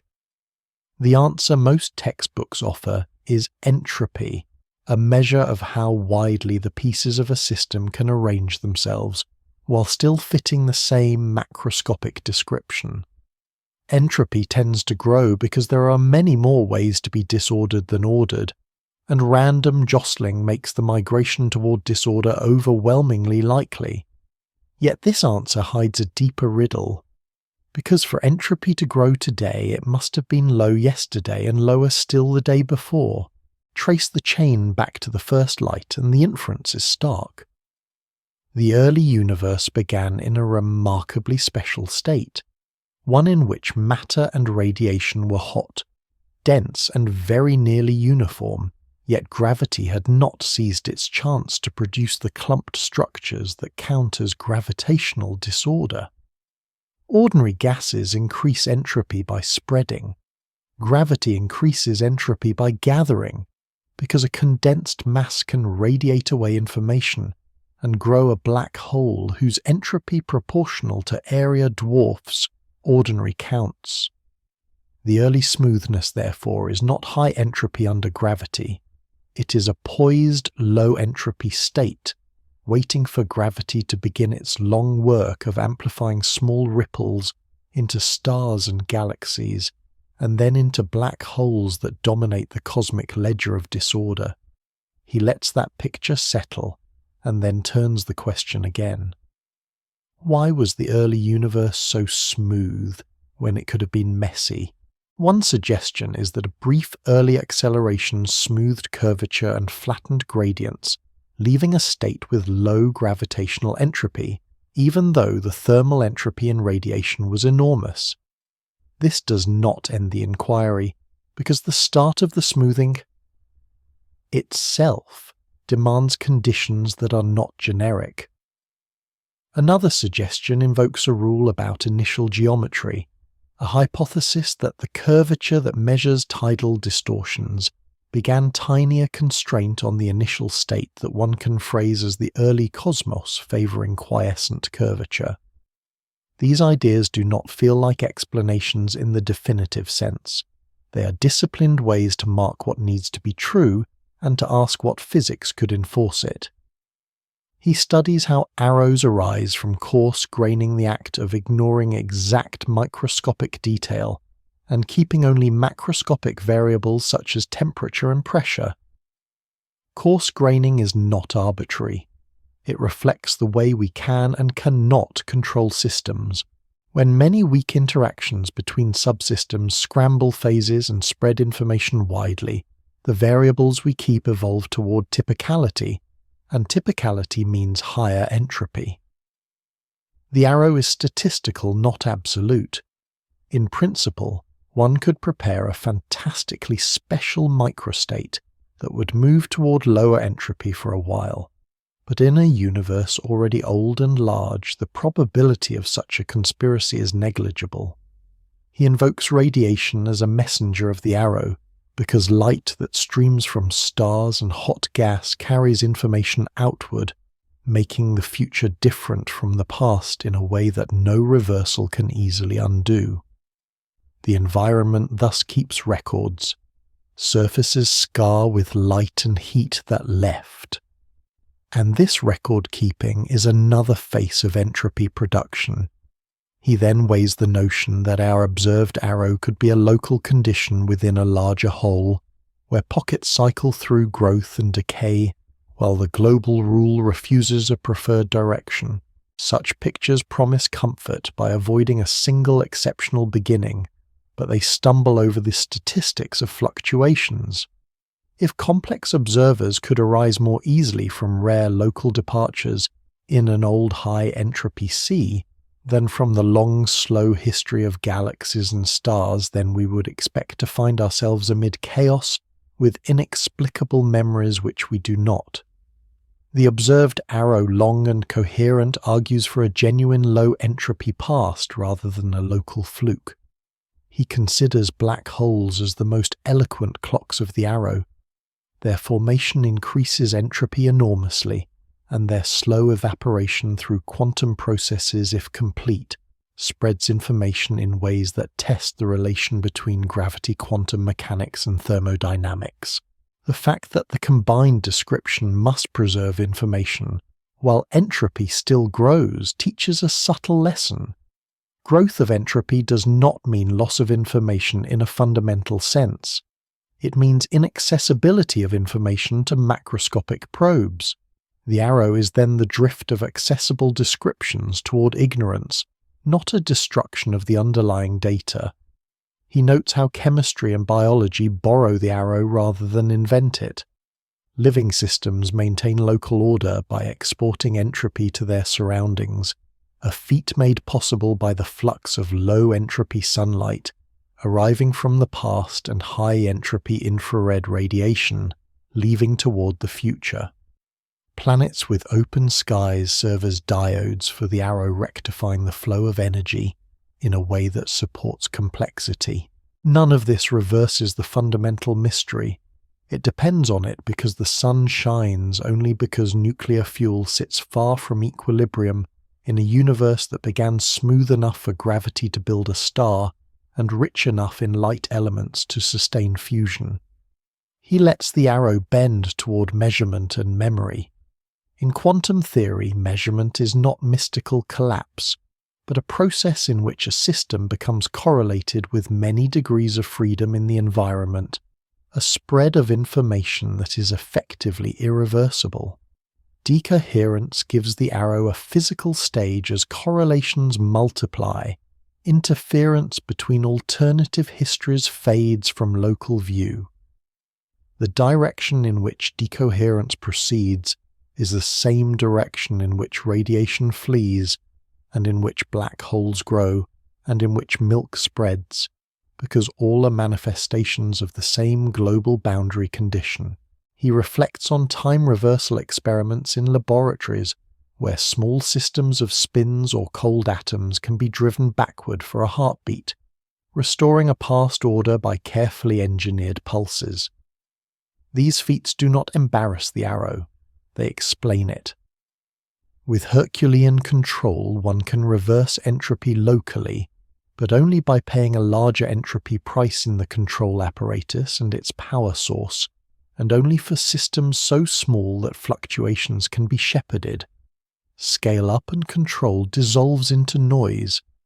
The arrow survives the demonstration not as a magical law, but as the overwhelming trend written into the structure of interactions and the initial conditions they act upon. He then sets the arrow beside cosmic expansion. When space grows, redshifts drain energy from light and spread matter. When gravity gathers, clumps form and feed entropy growth. The two tendencies are not opposed. They are partners in a long negotiation that turns early smoothness into late complexity. Expansion cools the plasma and allows atoms to form, then gives gravity time to work. Gravity creates stars whose radiation restores local warmth and sculpts chemistry. The same gravity builds black holes which then hold court as vast repositories of entropy, while the background cools toward a thin whisper. The far future under these rules is quiet. Stars fade, black holes merge and slowly radiate, and the arrow continues to point from low gravitational disorder to high. He does not close the case. He leaves space for the possibility that a deeper theory of initial conditions, perhaps emerging from quantum gravity, or from an as yet unnamed principle about allowed histories, will one day explain why the early universe was so special in the precise way required.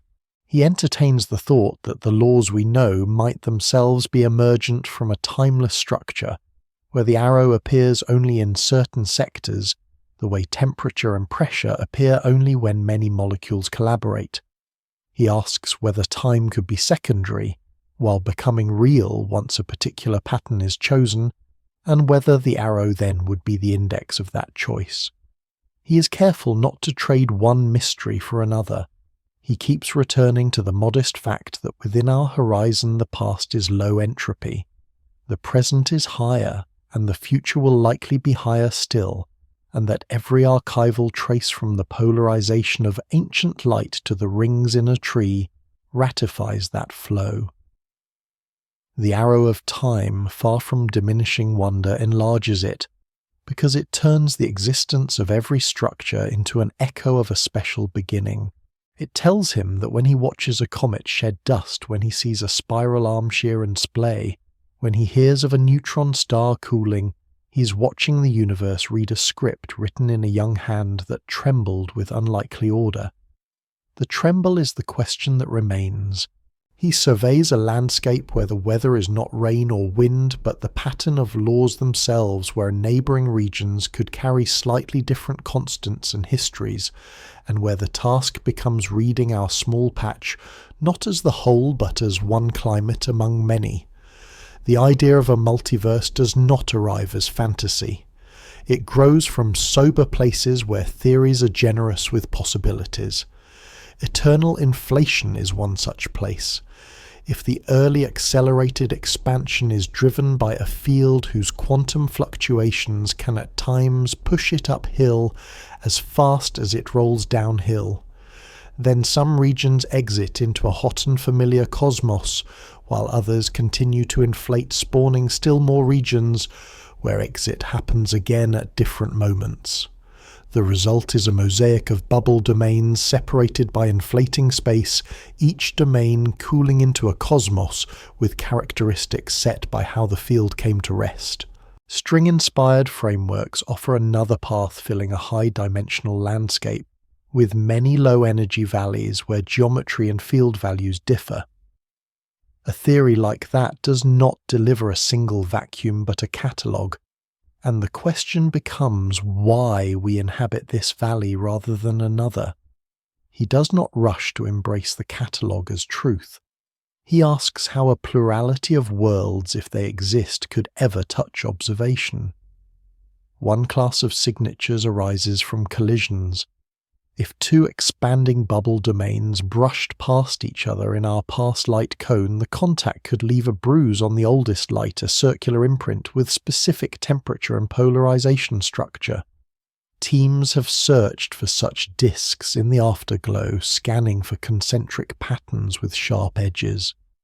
The sky so far offers no decisive circle, and this absence already constrains how close and how numerous any colliding neighbours could be.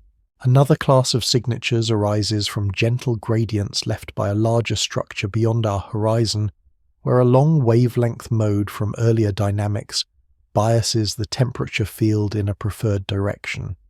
Hemispherical asymmetries and alignments among the lowest multiples tempt such tales, but they remain statistical whispers too quiet to canonize. He pushes the inquiry into the measured stability of constants. If different domains in a broader landscape allow different values for quantities like the fine structure constant, or the ratio of electron mass to proton mass, then light from distant quasars passing through intervening gas could in principle encode tiny shifts in atomic fingerprints. Analyses of absorption lines across billions of light-years have claimed hints both for and against such variation, and the field remains a careful tug between systematics and desire. Laboratory clocks compare frequencies tied to different transitions with precision that strengthens each year, while observations of molecular lines in cold clouds and of elementary processes in the early fireball place bounds on any drift.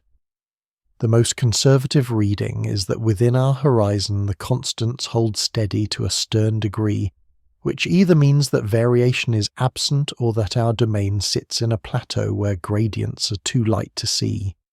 He notes that even if many domains exist, caring only that they exist is not science. one must have a measure away to say how likely different experiences are.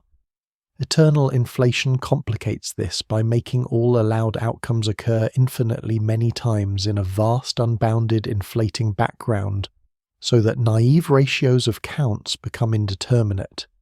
Proposed measures regularize the infinity by slicing in time, or by counting within causal diamonds, but different choices can shift conclusions in ways that feel arbitrary. He treats this measure problem as a warning. Without a principled and predictive prescription, selection arguments risk becoming stories that merely make past choices feel less lonely. Still, he allows that selection can be a tool when wielded with restraint. The vacuum energy that pushes present expansion is not only small, but small in a way that seems tuned. In a landscape that offers many values, regions where it is much larger do not form galaxies, because structure fails to assemble, and regions where it is much more negative collapse quickly. Then observers would naturally find themselves in a narrow band where star formation is lively for long ages. This is not a proof that a landscape exists.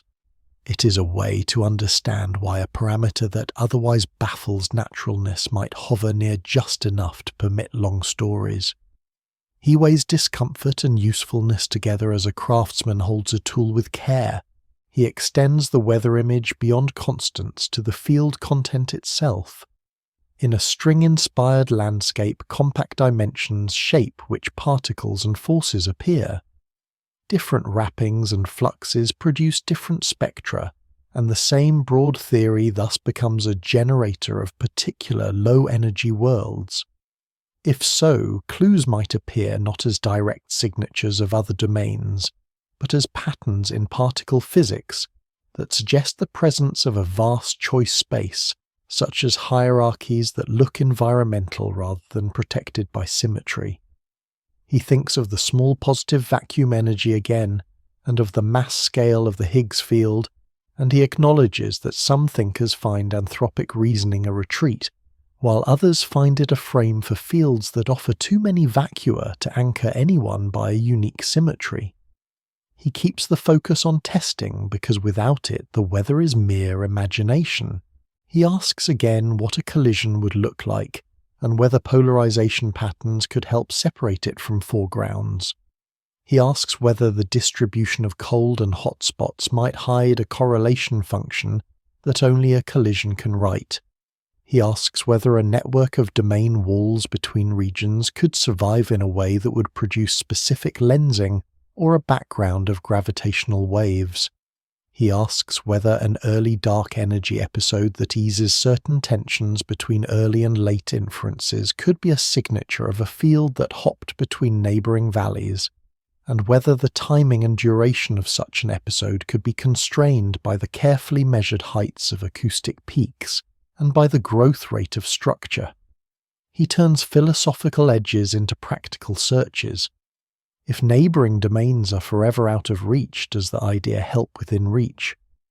It might by changing the way one evaluates naturalness. Instead of demanding that each parameter be explained by a deep symmetry, one might accept that some are set by habitability constraints within a distribution. That switch in prior thinking can affect how seriously to treat models that would otherwise be discarded for tuning. Yet he remains alert to the danger that a malleable explanatory frame can justify anything. The antidote is to keep making specific, falsifiable claims. He proposes a discipline any multiverse-motivated claim should imply a distribution of outcomes for some observable quantity that differs from the distribution under a single universe model, and that difference should be testable.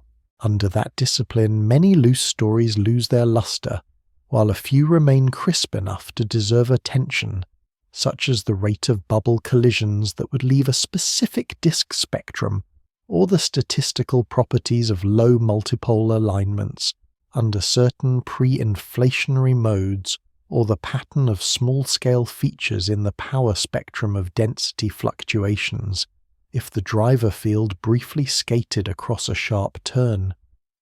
He sets the multiverse weather beside human weather with a light touch. In both, one does not control the wind, one learns the climate and measures anomalies. In both, explanations do not require intention, only boundary conditions and rules. In both, selection affects bias experience, because inhabitants arise in places where conditions are gentle enough for them to persist. The difference is scale. Here the climate spans laws. He ends by resting the idea not on taste, but on the company it keeps. Eternal inflation is a natural extension of models that already explain much, and that would continue in patches outside our sight whether one likes it or not. String-inspired landscapes appear when one tries to unite gravity with quantum mechanics in a framework that admits many consistent low-energy shapes. Neither class of ideas is proven, but both are rooted in attempts to extend triumphs rather than to conjure novelty. Therefore, he does not sell the multiverse as a conclusion. He carries it as a model of weather that our region samples. The sky within reach has not yet revealed a bruise or a drift that forces the wider climate upon us, yet it keeps open a narrow door.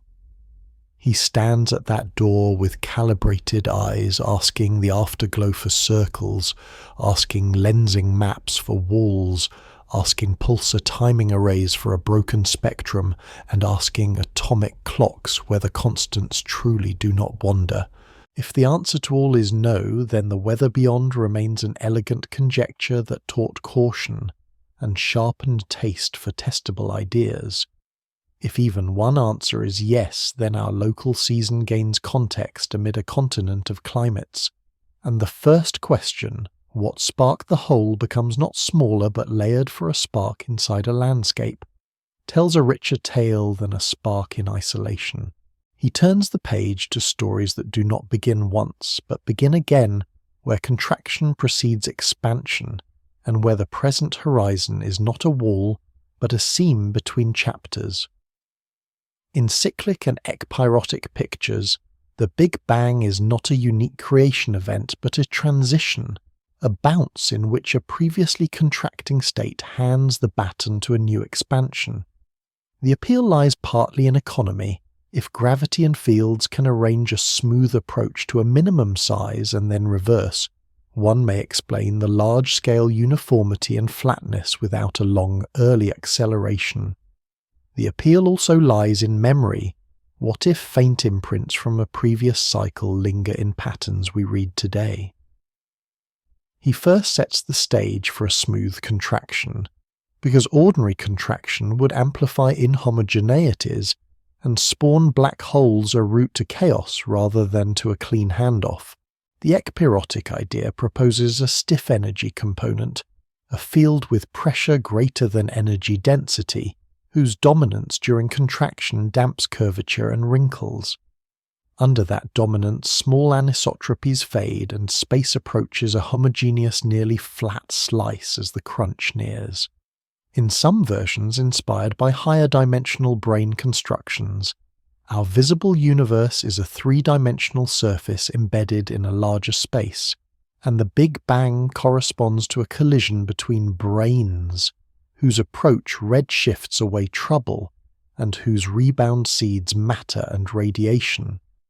In other versions, quantum gravity effects generate a repulsive pressure at high density that halts collapse and drives expansion without singularity. He does not confuse metaphor with mechanism. He asks what such a handoff would write into the initial conditions of the hot phase that follows.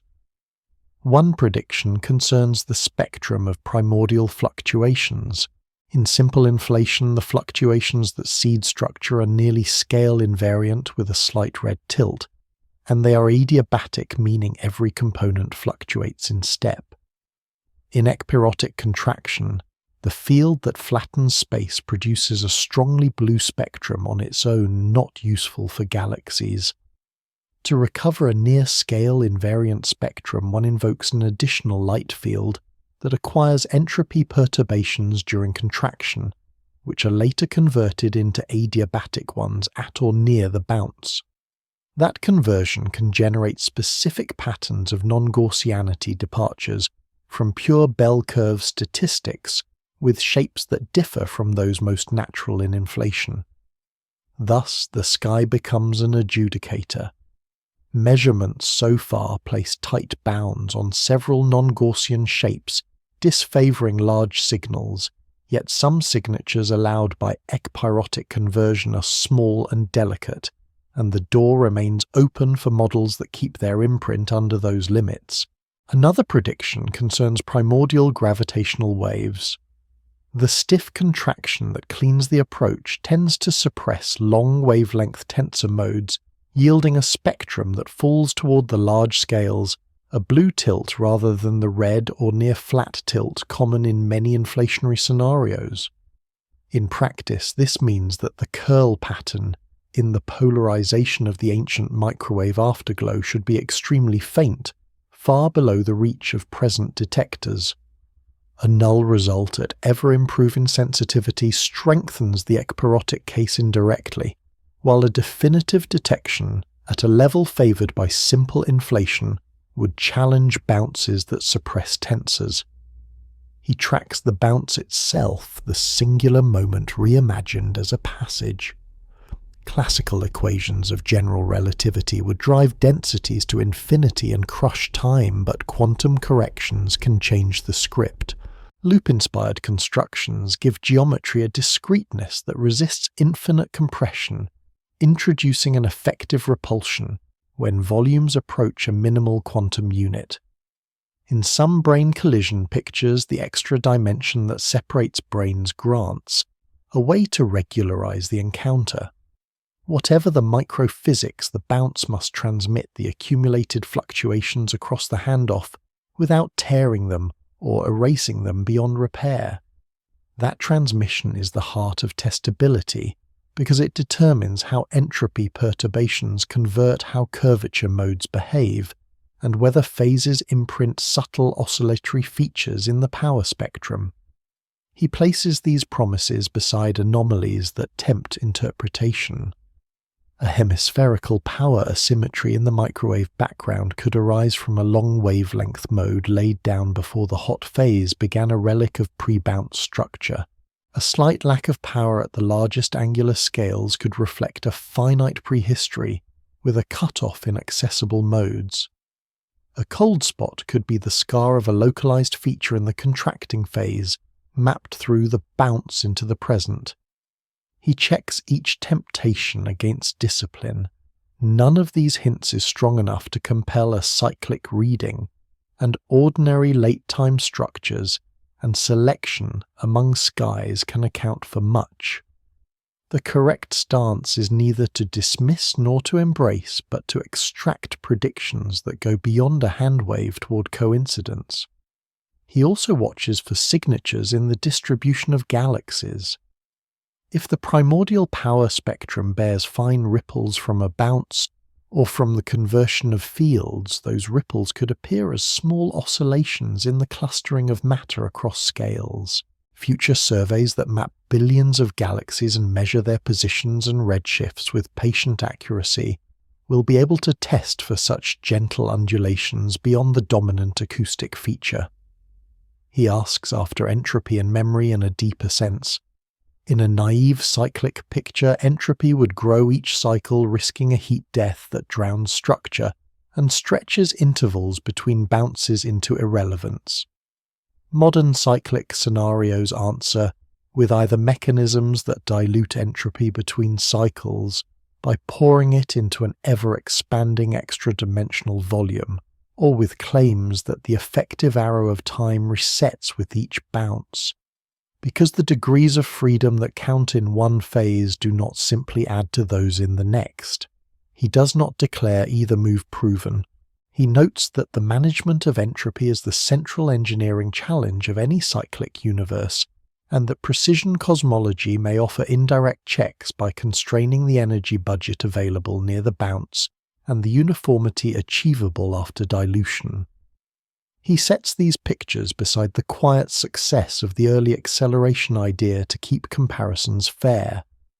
Inflation solves flatness horizon and relic problems and matches the pattern of the microwave sky with notable accuracy, while cyclic models must reproduce those successes without the long breath. Where they succeed, they earn a seat at the table. Where they rely on tuned conversions or special bounce physics, they acquire a burden of proof that only observation can lighten. He keeps room for convergence because nature may not honour tidy categories. An early ekprotic contraction could precede a brief inflationary growth after a bounce or a long gentle inflation, could end with dynamics that echo a collision in a broader space. In such hybrid stories, the discriminants become quantitative. The exact tilt of the spectrum, the hierarchy of non-Gaussian shapes the absence or presence of primordial tensors, and the existence of sharp features at calculable scales. He returns to metaphor only to measure it. Echoes linger in present static if cycles exist, but echoes must be crisp to be believed. The map of the ancient light is an exquisite microphone. It has not heard a clear prior chord, but it has placed a ceiling on how loud the echo could be. Pulsar timing arrays, space-based interferometers and laser arms on Earth together listen for a gravitational refrain that a bounce might hum. Their silence so far is informative, and their growing reach promises either a definite no for broad classes of bounce physics, or a surprise that would reorder priors overnight. He ends this turn with a tempered wonder. A cosmos that breathes through cycles, that edits itself and begins again, would render the Big Bang not a birth but a hinge. It would place our questions about origins inside a longer grammar, where causes become chapters and effects become themes that recur with variation. Such a vision does not remove the first question, it stretches it. What sets the rules that govern every bounce? What principle keeps entropy tame enough to reset scenery and allow new structure? What fixes the conversion of fields so that galaxies can arise again and again? He lets these remain open while he points to the skier's judge. If cycles are real, they will leave their marks as small blue tilts in tensors, as specific non-Gaussian pencils in the statistics of the oldest light, as gentle ripples in the matter power spectrum, and perhaps as a disciplined pattern behind current anomalies. If they are not the same, tests will close the door with gratitude for the clarity. Either way, listening for echoes in the static is a worthy practice, because it turns attention into an instrument, it binds humility to prediction, and it reminds him that beginnings may be less like points and more like crossings, where a traveller given enough patience might arrive again from a different direction and recognize the scenery by its refined simplicity.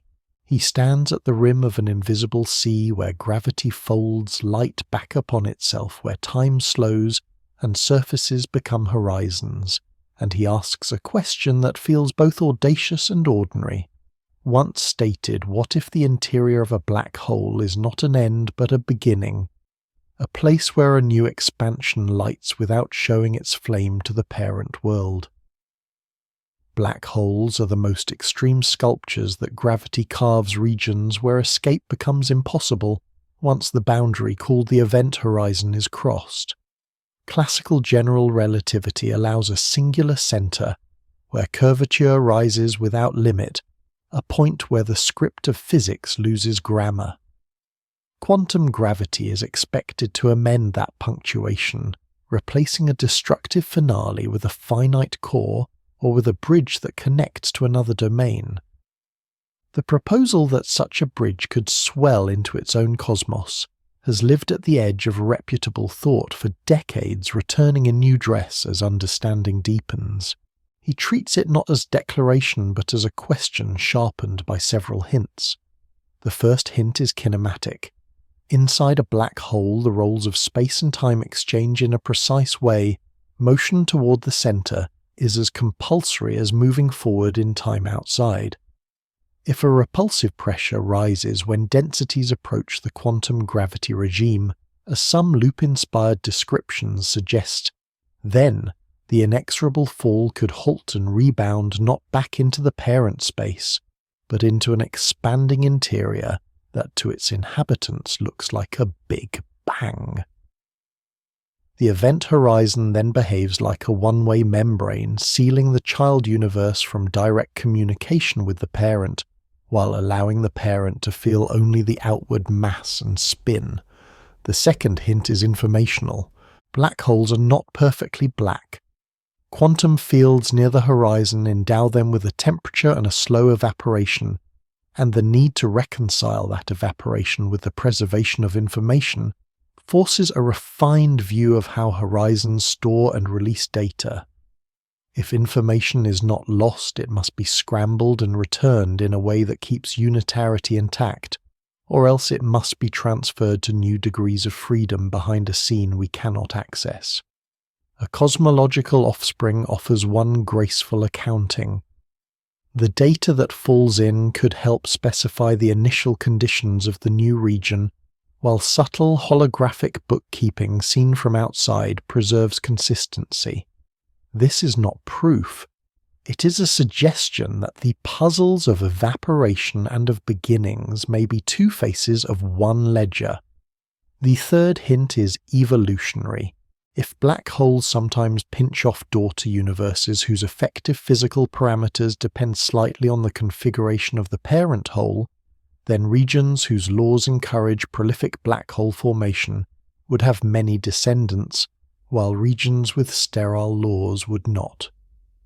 Over unimaginable genealogies, a distribution of constants could skew toward those that maximize black hole production, a natural selection that requires no intention.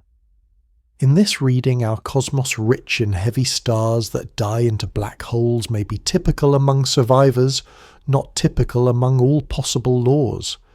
It is not persuasion he seeks here, but testable consequences. He asks what mark such a reproductive process would leave. One path leads through the distribution of fundamental parameters. If the masses of particles or the strength of forces can vary across generations within modest ranges, then our observed values might sit near local extrema for black hole yield, changing the strength of the strong nuclear force slightly, or shifting the electron to proton mass ratio, or altering the depth of the nuclear binding curve could reduce the number of long-lived massive stars and thus the number of black holes. Checking this idea becomes a comparative exercise in stellar physics and nucleosynthesis testing, whether nearby parameter variations typically lower black hole production. Critics answer that the parameter space is high-dimensional and that other knobs could compensate, but the exercise at least frames the claim in a language of sensitivity rather than taste. Another path looks for echoes of quantum gravity near horizons. If horizons are not featureless, but have a microstructure that occasionally leaks imprint, then gravitational waves from black hole mergers could show late-time modulations or faint repetitions, small echoes that deviate from the simple, damped ring-down predicted by classical theory. Searchers have looked for such echoes in catalogues of detected mergers. Results fluctuate between mild hints and tightened nulls, and the community learns how to model noise and to avoid biases born of wish. Future detectors with greater sensitivity and broader bands will sharpen the test, and a clear echo pattern would revolutionize the story even if it does not announce cosmic reproduction outright. He extends the test to the early universe, because if daughter domains are born hot, their initial energy scale might anchor at levels related to the parent's black hole mass or spin, imprinting a relation between the population of primordial black holes in a parent and the initial conditions of the child. This is an indirect path, but it suggests that the statistics of any primordial black hole background, if measured, might teach not only about density fluctuations, but also about a deeper reproductive economy. He returns to causality and asks whether a parent could ever receive a message from a child. Classical horizons forbid it. The wall is absolute. Yet correlations can cross without communication if a consistent quantum description links the degrees of freedom on both sides through entanglement. From our side, the only allowed channels are global consistency and conservation laws, and those already sculpt what black holes can do. The lack of practical dialogue does not make the idea sterile. It simply reminds him that testing must proceed by consequences visible outside the statistics of cosmic parameters. The detailed gravitational wave spectrum from strong gravity events, and perhaps the prevalence and properties of ultra-compact remnants that could be the fossil throats of failed or completed births. He sets the vision beside more conservative accounts of singularity resolution, wherein a bounce occurs but connects to an extension of the same space-time rather than to a new cosmos. Those pictures predict different late-time signatures because they do not move information into inaccessible sectors. Instead, they keep all accounting within a single world. Distinguishing these cases may rest on the fine structure of Hawking radiation, on the presence or absence of firewall-like phenomena, and on the precise ring-down behavior of post-merger black holes. Some of these questions are sharpening into arenas where data can actually lead. He refuses to make the new universe picture carry more weight than it can. He admits that the link between microphysics near Planckian densities and macroscopic birth remains speculative, that toy models rarely cope with the full complexity of rotating and charged horizons, and that cosmological parameters cannot yet be derived from plausible parent configurations with any rigor. But he also refuses to treat the boundary as sacrosanct. Horizons are not moral walls. They are physical surfaces whose properties have already forced a revolution by marrying thermodynamics, quantum mechanics, and gravity. It would be strange if they were the only surfaces in nature without further surprises to yield. He collects the narrative threads. The universe makes black holes with enthusiasm. Black holes are engines where known physics and unknown physics meet. Known physics implies temperature entropy and slow evaporation. Unknown physics must answer how singularity is avoided and how information is handled. Among the possible answers is one where new regions bloom inside. If that answer is even partly right, then we live within a lineage, and the first spark of our expansion is the gentle continuation of a process not singular, but reproductive. Such a view does not erase the first question, it compounds it. What set the original rule that allows births? Why does the ledger of parameters prefer fertile corners? How does a law become a heritage? He lets those questions remain as they are doors left open in a quiet corridor. The value of the picture today lies less in offering comfort than in connecting arenas that might otherwise remain separate. Stellar evolution, gravitational wave, astronomy, quantum information, and early universe cosmology become parts of a single conversation. Each brings its dialect, each makes demands on the others, and the shared demand is for signals that can be weighed. He ends gently by returning to the image of a horizon as a hidden doorway. The doorway does not invite crossing, it invites listening. The listening is not mystical, it is measurement.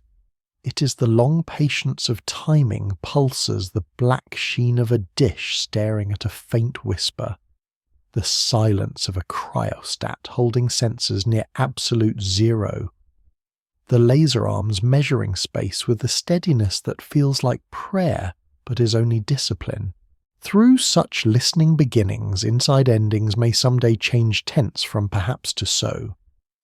Until then, the idea remains a disciplined wonder, a way to keep the question of the first spark alive by imagining that sparks can arise wherever gravity hides, its core births nested in births. universes parented by collapse and the darkness at the heart of a star, becoming without fanfare a place where time starts over. He circles back to the first question and finds that it does not sit at the start like a switch, but flows through every page as a current present, wherever data turns into pattern, and pattern frays into doubt. He has walked from the hushed afterglow to the charged veil near the plank, time from tremors that become scaffolding to the breath that smooths and seeds from a spark without a match, to symmetries that tilt from the dark partners that hold and hasten, to the shape of the room that may or may not repeat from relic seas, and murmuring waves to time's patient arrow from weather beyond our horizon, to the echo of earlier chapters, and finally to births inside endings. At each turn the universe answers in the same register. It offers a ledger, then a smudge, then a trace that could be a clue or a trick of light, then a new ledger written at a different wavelength, then again a smudge. Knowledge advances not by a single verdict, but by a choreography of constraints that close around the unknown until only a few dances remain. He attends to how this practice keeps the first question honest. If there was nothing, what sparked the Big Bang? The word nothing has already shrunk. Vacuum is not nothing because vacuum carries energy, structure, and rule. A wave function over geometries is not nothing because it weights histories. A no-boundary geometry is not nothing because it is a smooth, finite seed with law. A tunneling from no classical space-time is not nothing because quantum language fills even silence with amplitude. The right reply may be to retire the word and replace it with a stack of better questions. What rules allow histories? Why those rules rather than others? What selects the state that those rules first act upon? And how do later patterns remember or forget that selection? He looks again at the instruments that give the questions their teeth. The Planck mission's sky of temperature and polarization, the spacecraft that mapped supernova distances with dull discipline and bright curiosity, the ground arrays in desert air that chase a faint curl, the laser interferometer, gravitational wave observatory, listening for collisions that bookmark the strong gravity grammar, the pulsar timing arrays that turn the galaxy into a clock, the deep surveys that write the web of galaxies in coordinates and redshifts, the cryogenic detectors that weigh the electron-neutrino, and the resonant cavities that coax an axion to sing the radio arrays that hunt the thin hiss of neutral hydrogen through cosmic dawn, the X-ray eyes that weigh clusters the Event Horizon telescope that drew the shadow of a black hole like an opening in a curtain. Each instrument is an argument expressed as hardware, a thesis about what counts as a decisive mark. Each one narrows the volume of viable answers. He honors the puzzles that remain because puzzles prevent premature closure. The expansion rate tension that puts a slight discord between the ancient ledger and the nearby ladder. The large-scale alignments and cold regions that flirt with pattern. The lithium surplus on paper and the deficit in old stars. The absence so far of a clean primordial gravitational wave floor. The dark energy value that is small beyond comfort, the small-scale roughness where simulation and observation still negotiate.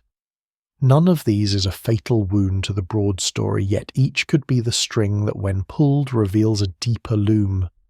He refuses to name the spark before its loom is clear, yet he allows himself to imagine how clarity might arrive. One path is a detection, a curling polarization in the ancient light with an amplitude that fixes the energy scale of the first push, a background of gravitational waves with a peaked spectrum that sings of a first-order transition, a disk on the sky where a neighbor brushed past in the earliest exit, a clean capture of a cosmic neutrino that turns the first second into an event on a laboratory plot, a nuclear recoil that points to a dark matter particle, a spectral line that names an axion and echo in a ringdown that blesses horizons with microstructure. A single such mark would not answer why there is something, but it would change what something is, and it would show that the first spark was not a metaphor but a move that left scars we can trace. Another path is synthesis. Over years, the boundaries sharpen so much that disparate ideas converge on one effective history, even if their metaphors differ. Inflation becomes not an option but a measured breath with a known slope. Cyclic variants that survive look not like revolutions but like special limits of the same mathematics. Multiverse weather finds no bruises and retreats to a role as a prior that shapes what counts as natural. Black hole parentage leaves no immediate shard but explains why certain constants sit where they do, with a quantitative sensitivity that can be checked against stellar yields. The arrow finds a deeper footing in a principle about initial curvature or quantum typicality that reads less like taste and more like law. In such a future, the spark remains mysterious but domesticated. It is a rule with parameters that date to the earliest tick we can infer. The humility of that outcome would be its strength. He also allows a third path where surprise forces a rewrite. A violation of a cherished assumption that holds across many arenas, adrift in a constant measured to foolish precision by clocks and fossils, a quiet but decisive failure of the simplest seed spectrum in the newest maps, a gravitational wave background with a shape no inflationary or ekpyrotic library can print, a dark sector that talks to itself and reveals a new rhythm in small halos. Surprise would not be a defeat. It would be an invitation to phrase the first question in a clearer tongue. Through all paths the same discipline governs. State known facts first, then open space for speculation. Raise wonders on data that do not wobble. Accept that beauty guides taste but not truth. Insist that every story about beginnings write a testable line somewhere that future machines can underline. Refuse to let metaphors outrun measures. Take comfort in the way diverse measurements agree on the broad arc even as they tease on details, and keep the tone that the sky itself demands calm, clear, mysterious, steadily building intrigue. In that tone he hears the only satisfying closing that is not a close. The universe is not obliged to be intelligible, yet it is intelligible enough to give direction. It is not obliged to be friendly, yet it is generous with clues. It is not obliged to answer first questions, yet it lets those questions mature until the difference between answer and understanding grows thin. If there was nothing what sparked the Big Bang, he cannot say. He can say that nothing was likely a misname, that the earliest moment is a regime, that law is the true actor, and that the stage may be larger than our patch.